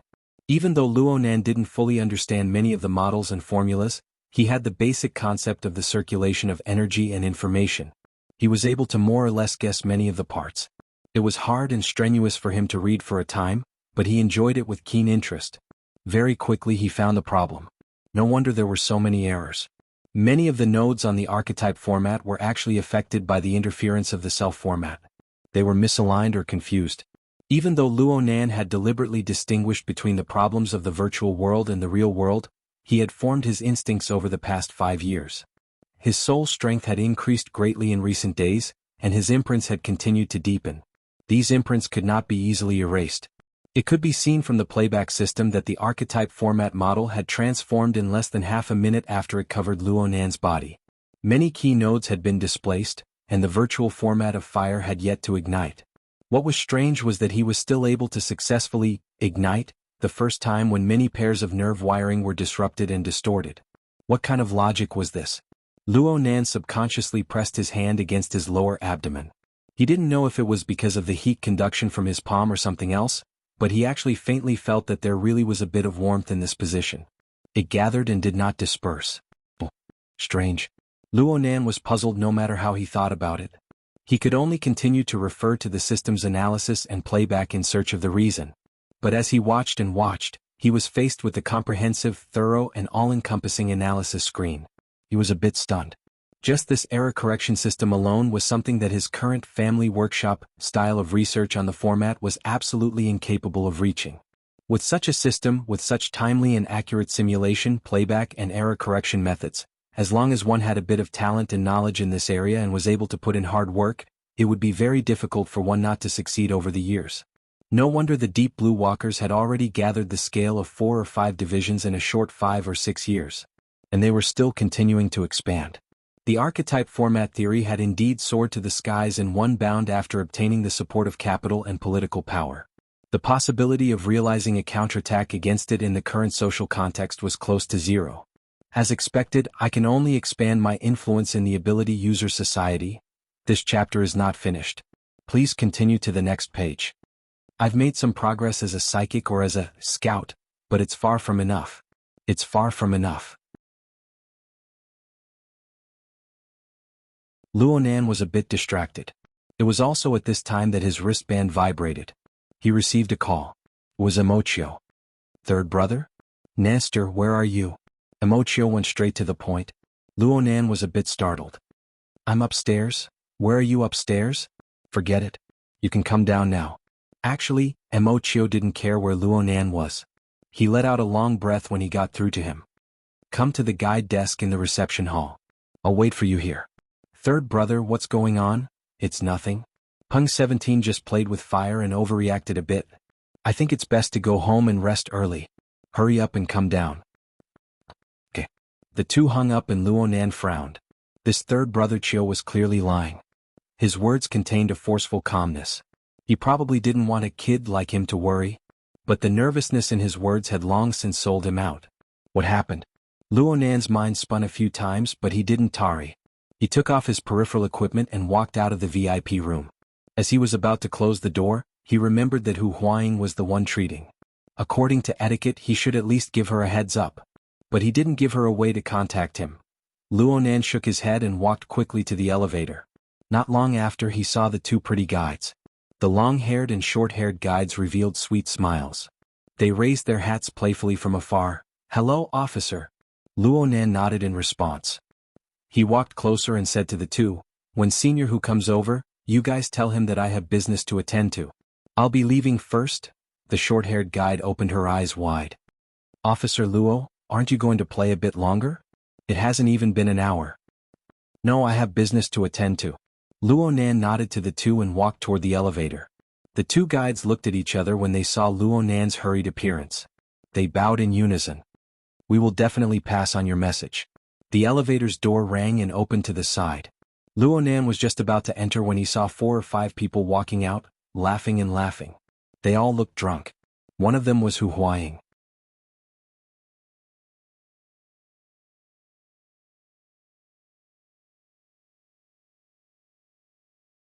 Chapter 181. Luo Nan saw Hu Huaying, and Hu Huaying also saw Luo Nan. This bro's heat had yet to subside. She immediately staggered forward, patted Luo Nan's shoulder, and hugged him. "Junior Nan, what's up? Playing by yourself is boring? I just happened to bring a bunch of brothers over. Let's start the game together and play Wilderness? Or something more exciting?" "It's okay, Senior Hu. My friend has something to do over there. Let me go down. I'll be taking my leave first." Luo Nan was polite. He didn't want to get tangled up with this drunkard. Hu Huaying blinked her eyes. Her mind was still not clear. "My friend invited me over to play. We're all very familiar with each other. I usually play with Junping." He raised his hand, wanting to introduce them one by one, but Luo Nan grabbed his forearm. Luo Nan locked gazes with Luo Nan and spoke softly, "No need, Senior. There will be opportunities in the future." Hu Huaying was suddenly at a loss for words. After a few sounds, she finally knew how to respond. "That's fine too." A few other drunkards surrounded the entrance of the elevator at this time. They had long since sized Luo Nan up. Most of them had no interest in him, but they were more interested in the two charming guides. Luo Nan gave Hu Huaying another nod. He turned his body and squeezed past this group of people. The person in the middle was probably drunk to the point of numbness. His body wasn't nimble. He bumped into Luo Nan's shoulder and staggered. His eyes widened as he wanted to flip out, but he was pulled away by the person beside him, making a path for himself. It wasn't Hu Huaying who pulled him away but another acquaintance. Luo Nan's gaze swept over to that side and he saw Lu Tao's scholarly face wearing glasses. It could be seen that this person was probably the most clear-headed out of all of them. Seeing Luo Nan shift his gaze over, Lu Tao lightly adjusted his glasses. The corner of his mouth twitched as a greeting, but his expression was a bit stiff. It seemed like she hadn't decided whether she should pretend not to know him or treat him as an acquaintance. He was probably at Lu Tao's place, but he wasn't sure whether or not Luo Nan would be able to recognize him. Little did Luo Nan know that Luo Nan's impression of Luo Nan had already surpassed that of Lian Yu, Li Xueqing and the others, who had crossed paths with Luo Nan and clashed with Lian Yu and Li Xueqing back on the warship. But since he was so conflicted, Luo Nan would just pretend that he didn't know him. Seeing Lu Tao here solved one of Luo Nan's doubts. No wonder he encountered drunkards one after another tonight. Sure enough, a bunch of second-generation rich kids were having a gathering here. Thinking about it, there were not many people in all of Xia City who could treat Frost River Reality as a hotel or restaurant. If this chapter is not finished, please turn the page.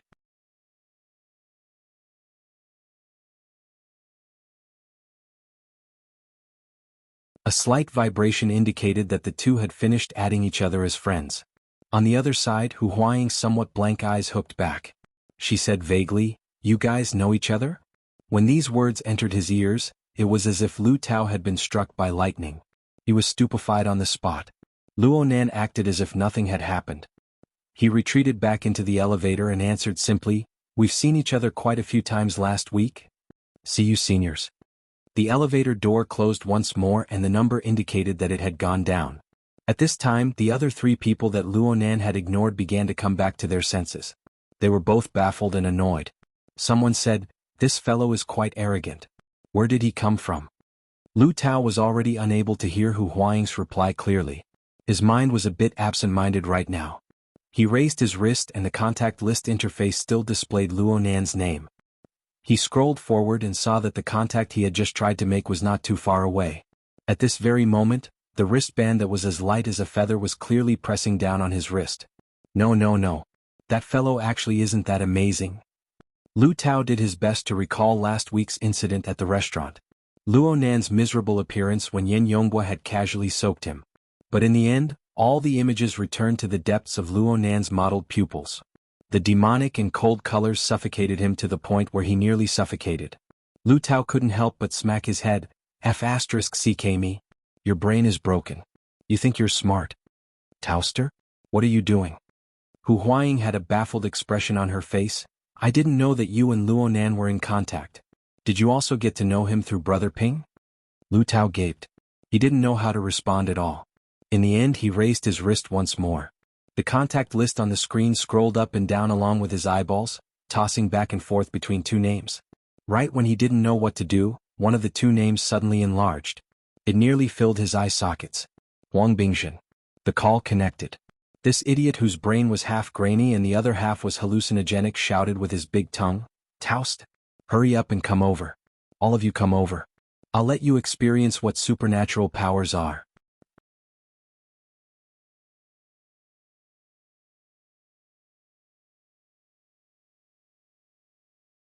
Chapter 182. Luonan walked out of the elevator and raised his wrist to look at his wristband. The friend he just added didn't have any reaction. This was normal. He didn't expect a bit of psychological suggestion to be able to completely subdue the scheming Lu Tao. The various neurotransmitters on the material plane of the human body were encoded and encrypted. It was impossible for Luonan to see through all of Jack's thoughts with a glance and even affect his thoughts and emotions. Plus, his most capable wraith sign wasn't by his side. However, it wasn't difficult to see through the general emotional inclination of a target, especially when the target harbored malicious intent. Luonan didn't pay much attention to Lu Tao in the beginning. He could only blame his own guilty conscience. His series of actions were filled with awkwardness, especially when the elevator doors closed for the first time. Lu Tao looked as if he had been relieved of a heavy burden. Lu Tao certainly didn't know that Luonan didn't need his eyes to observe. Next, he just needed a bit of simple logic. Luonan thought about how Lu Tao perfectly avoided the limelight after his conflict with Huang Bingjin and how he promptly showed himself.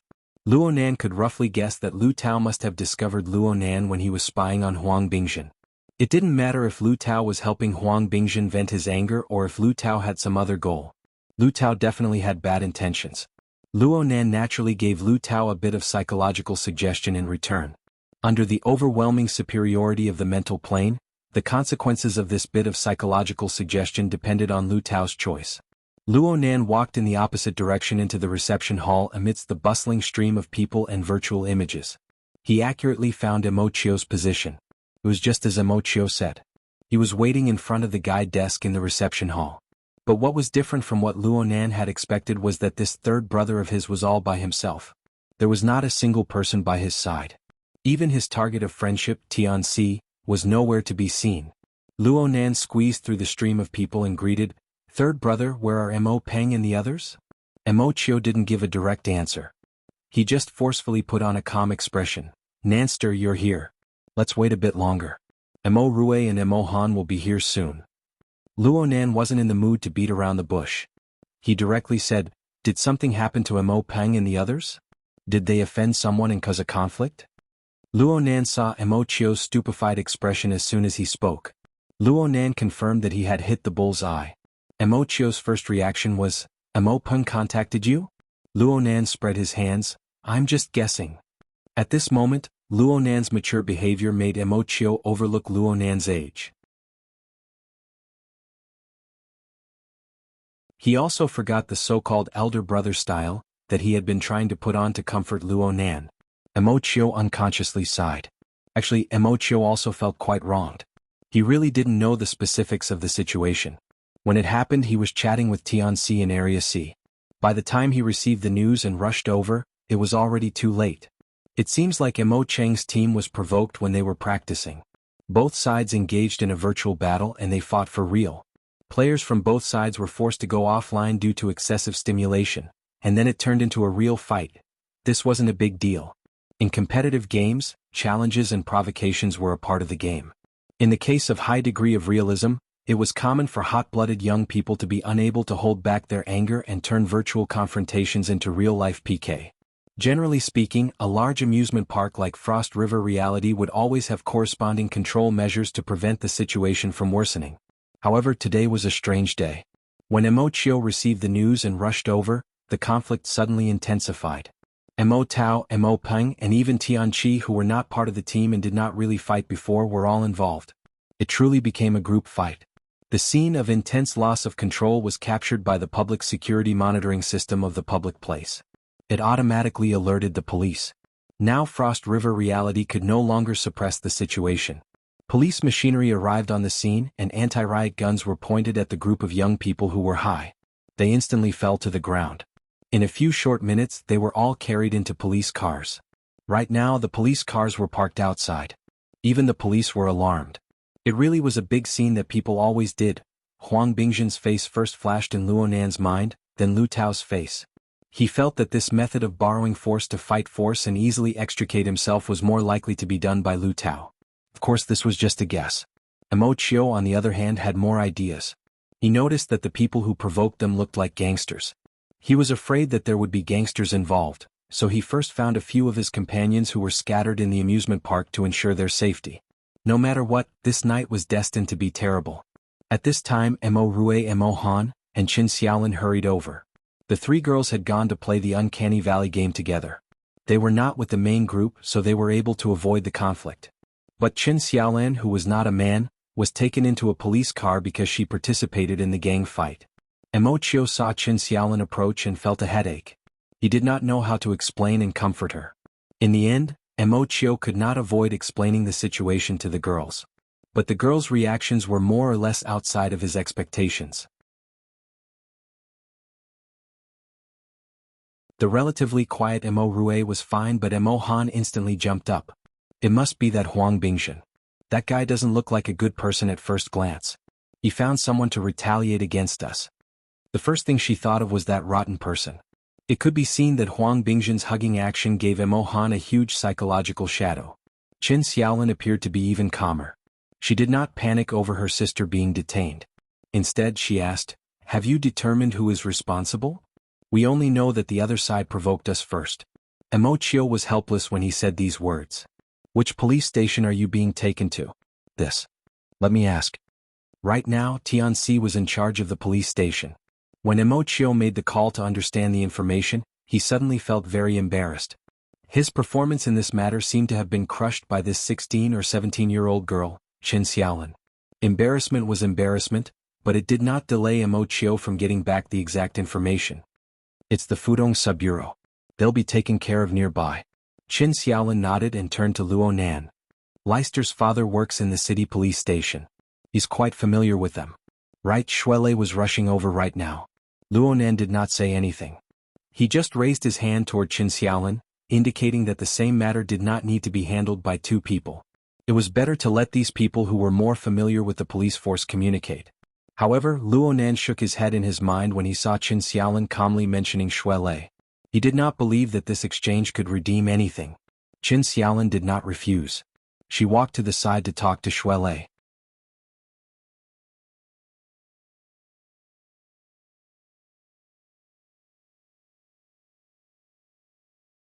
Chapter 183. Lu Tao stood in front of the luxurious room in Area A, whose specifications were second only to the VIP floor. He hesitated for a moment before finally pushing the door open and entering. The room was dim. Practically all of the lights were off. The only place with a wall lamp was the resting area in the corner. There were two scantily clad women lying there in a daze. Their bodies were intertwined and they seemed to be asleep yet not asleep. Clearly they had taken too many drugs. Seeing this scene, Lu Tao furrowed his brows. This idiot. Does he not want to mingle here anymore? Does he really think Yin Lu is some sort of madam who runs a place? Thinking about it again, Huang Bingjin not bringing the two women to the VIP area was still rational. Lu Tao tried to use this reason to convince himself. However, when he turned around and adapted to the dim light in the room, he was able to clearly distinguish the blurry silhouettes of the people in the operating area. He felt that he had gone blind. He should not have placed his hopes on this idiot. In the dim operating area, Huang Bingjin was wearing a tactical helmet. He waved his arms and his body staggered as he circled around the central area. Apart from that helmet, this bastard was completely naked. This guy is finished. Lu Tao had always believed that young masters like him, who were born with a golden spoon in their mouths, playing around with women and looking for fun was nothing. However, there had to be a limit. In this already preposterous and unbridled world, a guy who continued to pursue extreme stimulation was destined to not live long. For someone like Huang Bingjin, who indulged in alcohol, drugs, and women, he would reinvent every single one of them without restraint. Sooner or later, he would torment himself to death. In fact, he was more or less the same now. Ever since this guy joined some order in the Mystic Arts Research Society, he had forcefully found the meaning of eternity in his depraved and preposterous life. Normally he was still fine. However, once he got involved in alcohol and drugs, the circuitry of his brain would completely move towards an inhuman realm. If it wasn't for the Huang family's sponsorship of the Mystic Arts Research Society being extremely high, and if it wasn't for this fellow having an iron vote in the society, which was the crux of the bid for gear, Lu Tao wouldn't have gotten involved with this sort of person. Lu Tao was hesitating whether or not to greet this madman when Huang Bingjin let out an "ah" and knelt on the ground. First, he heavily kowtowed, then he let out a strange laugh. The laughter squeezed out from the helmet was stifling and irritating. What a pervert! Lu Tao was badly frightened by this blow, and his whole body jumped a small step back. This chapter is not finished. Please continue. This chapter is not finished. That guy knelt on the ground and turned his head to look over.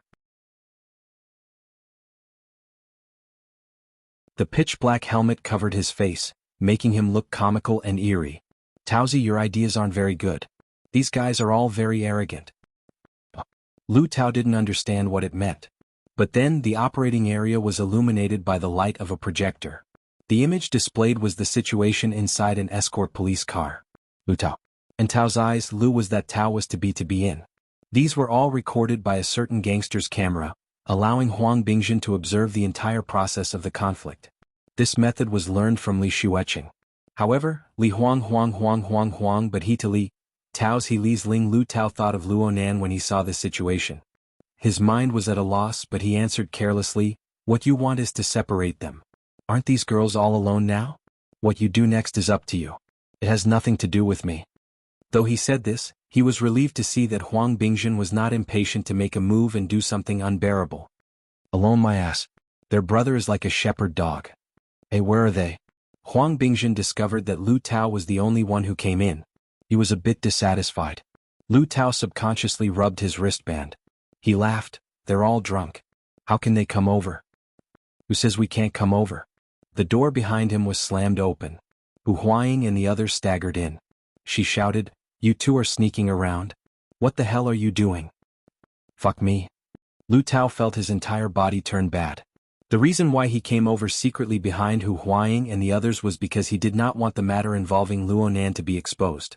He wanted to give Lu Tao some room to maneuver. But this group of drunkards came in. How could he waver? Control the situation? Huang Bingjin suspiciously swept a glance at Lu Tao's face. He immediately became excited because of the sudden increase in the number of people in the room. He did not pursue the matter too much. "It's good that you came. You bastards. You usually say that I'm researching those weird things. Now I'll let you experience what the true rulers of the future era are. Your bullshit things should have been swept into the trash a long time ago." Huang Bingjin completely ignored the hissing from Hu Huaying and the others. "This chapter is not finished. Please turn the page." He had already entered a state of incoherent speech. He was dancing with joy, and over there. Those two over there? He was referring to the two drugged girls. The problem was that they were the ones who were truly drunk. How could they have any reaction? Huang Bingjin cursed and ran over by himself. Under the incredulous gazes of Lu Tao and the others, Huang Bingjin actually grabbed one girl with each arm and lifted the two girls over. He placed them on the left and right sides of the operating area. No way. Their combat strength is this strong after taking drugs? Lu Tao was truly stupefied. The two girls weighed 180 pounds each. They were also in a semi-conscious state. They simply didn't know how to cooperate, so they could only be heavier. But Huang Bingjin, this weak chicken, was actually able to forcefully grab one girl with each hand.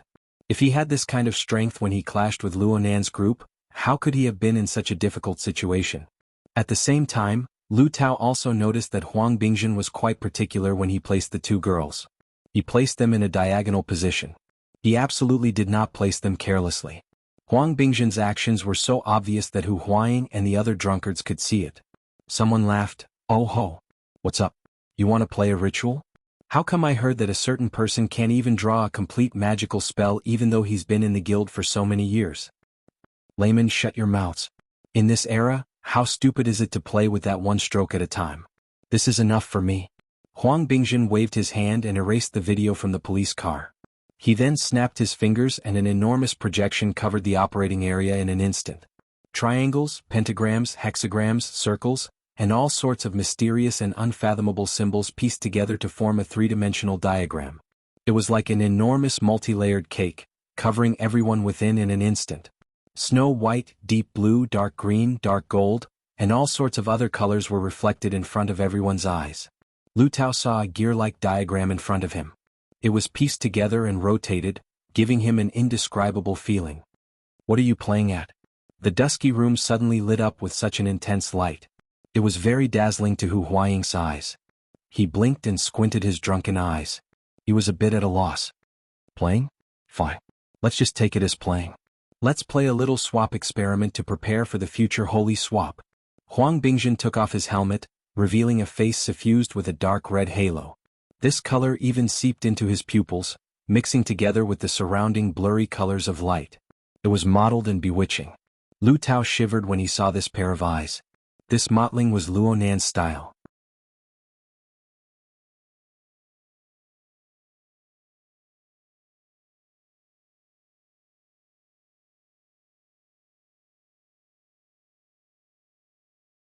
The so-called seed was obtained from the group fight just now.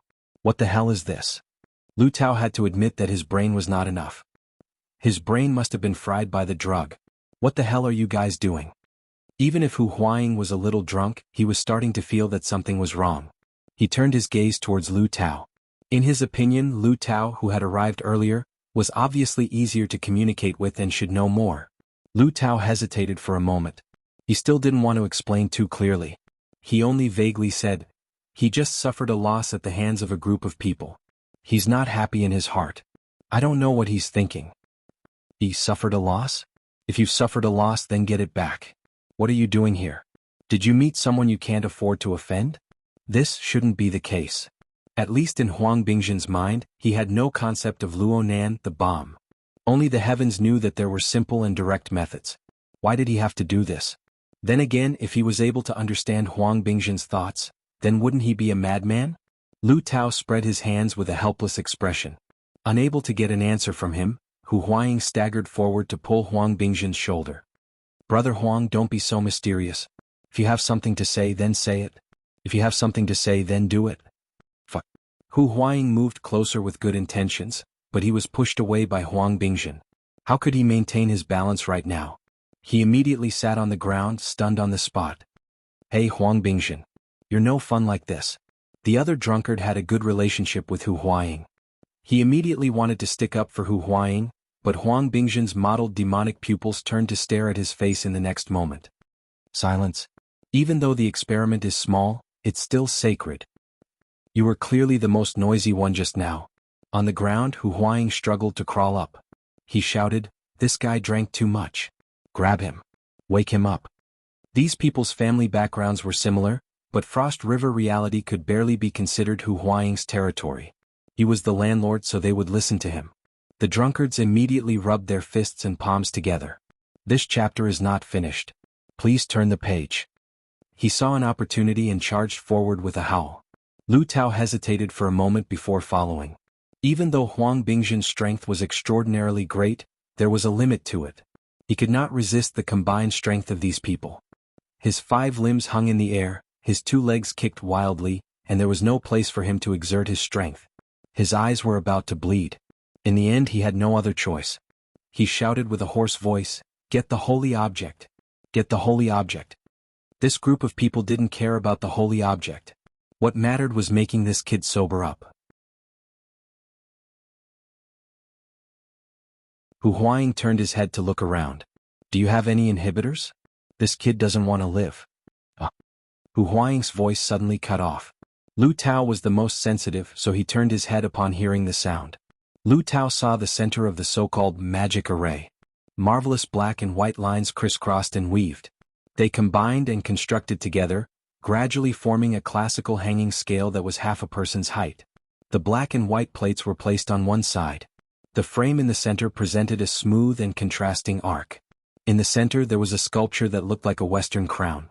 It was unknown what flower it was made of. 8 sharp hollow leaves, spread out in a ring shape, and there were 6 gems arranged in 2 rows at the center of the crown. The gems were of different colors, but the hue was rather dark. The design looked strange and gorgeous. At this moment, the black and white plates were placed on one side. Chains of the same color were divided into 3 strands that hung them up. They even swayed slightly as if they were real. "I think I've heard of this before?" Hu Huaying scratched his head. "It's the scales of truth." Lu Tao vaguely knew a little about this so-called holy object. It was not only very influential within the Mystic Arts Research Society, but it was also circulated among the wealthy circles of Xia City. It was just that Lu Tao had no interest in this sort of mysterious thing. He had never seriously understood it. Now it seemed that he had underestimated it in the past. In any case, it had some ability to turn a normal person into a retard. Huang Bingjun became even crazier when he saw the scales of truth appear. He struggled as he screamed, "The world is fair. The truth is just. The daily exchange of this round's holy oracle's item has been fulfilled. I request an exchange." "Exchange? Calm down. Oh my God." One of the drunkards slapped Huang Bingjun's cheeks with all his might, but he was bitten by this fellow. The drunkard let out a blood-curdling scream and saw blood. Just as the drunkard was cursing out loud, his body inexplicably shook. He lowered his head to look and saw a sharp appendage protruding from his chest. It was hard to tell if it was real or illusory.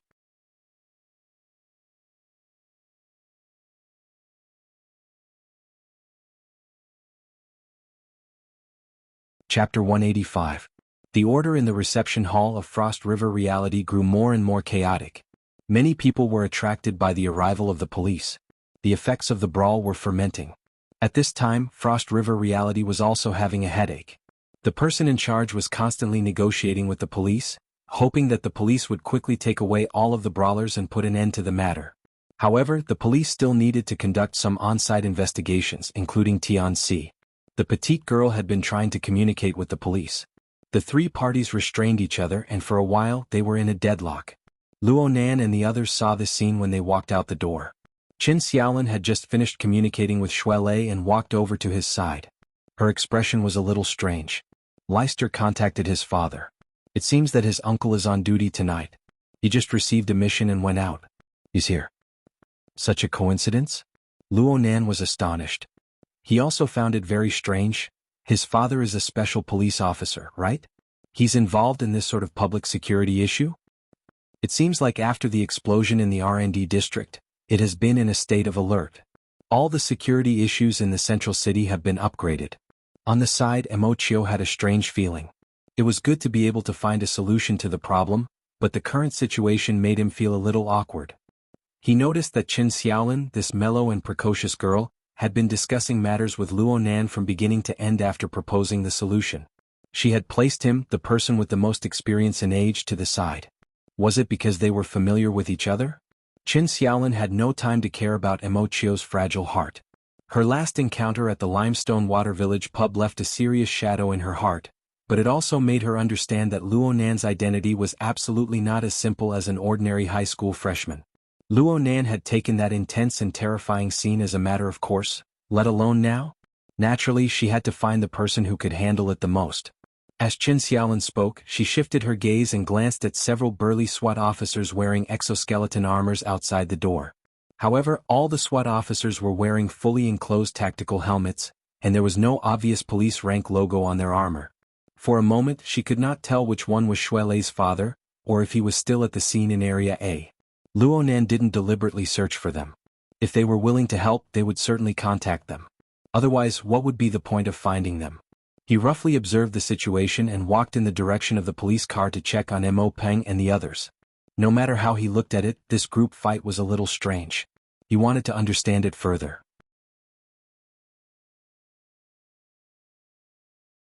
But when he was 7 or 8 steps away from the police car, he was stopped by a cold metal arm. The one who stopped him was a special police officer.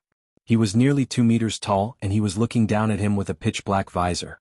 If this chapter is not finished, please turn the page. After that, he didn't give off a friendly vibe. The area ahead is controlled. Do not approach.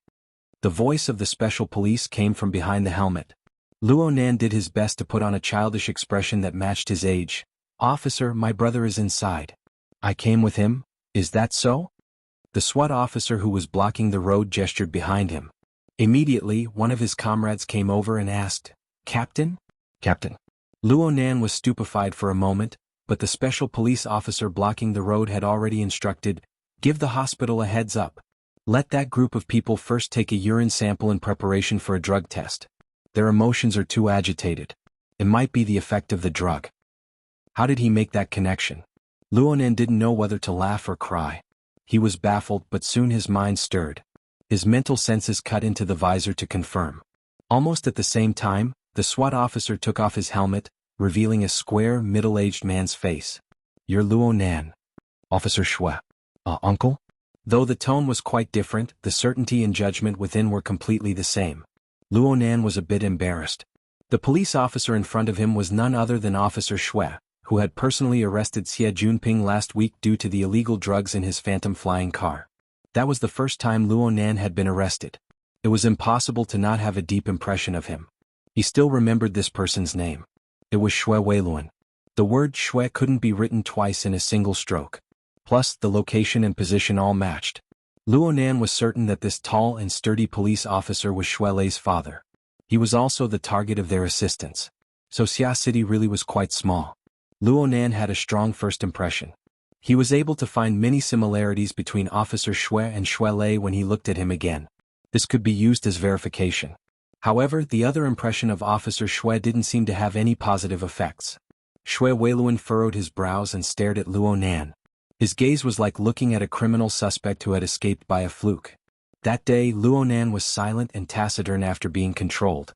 His rigid and uncooperative appearance left a deep impression on Shui Weiluan. Now Luo Nan looked a bit more cheerful, but it was limited. Leister said that you're a good friend of his. How long have you known each other? Just last week? Luo Nan felt that it was very likely that he would be interrogated by this Officer Shui. This was to prevent Shui Lei from mistakenly making friends with criminals.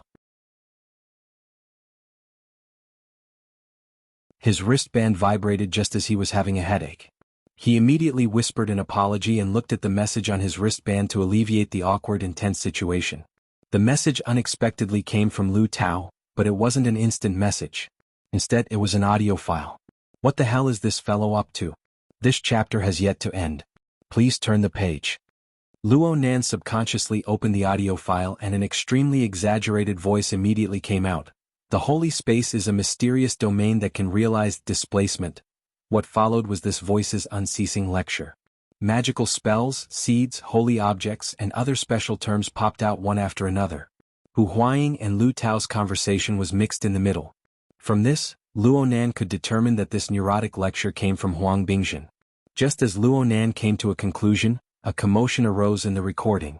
After a series of chaos, an extremely sensitive term suddenly jumped out. The scales of truth? Luo Nan was suddenly agitated.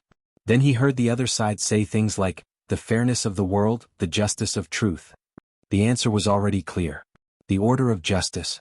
With such a high profile, the definition of a secret order was a bit unworthy of the name. And at this time, Luo Nan finally discovered that he had been listening to the recording for too long.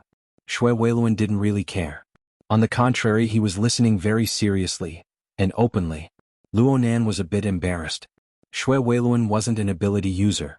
Logically speaking, he shouldn't have been allowed to hear this information. The next few seconds were all filled with Huang Bingzhen's crazed shouts of displacement. Displacement. Luo Nan wanted to transfer it to his internal headphones and play it. But at this time, a sharp voice that had changed its tone due to fear suppressed everything. Spider. Spider? Luo Nan's thoughts had deviated a bit in an instant, but they were forcefully pulled back. The recording came to an abrupt end at this time. Luo Nan's expression turned very ugly.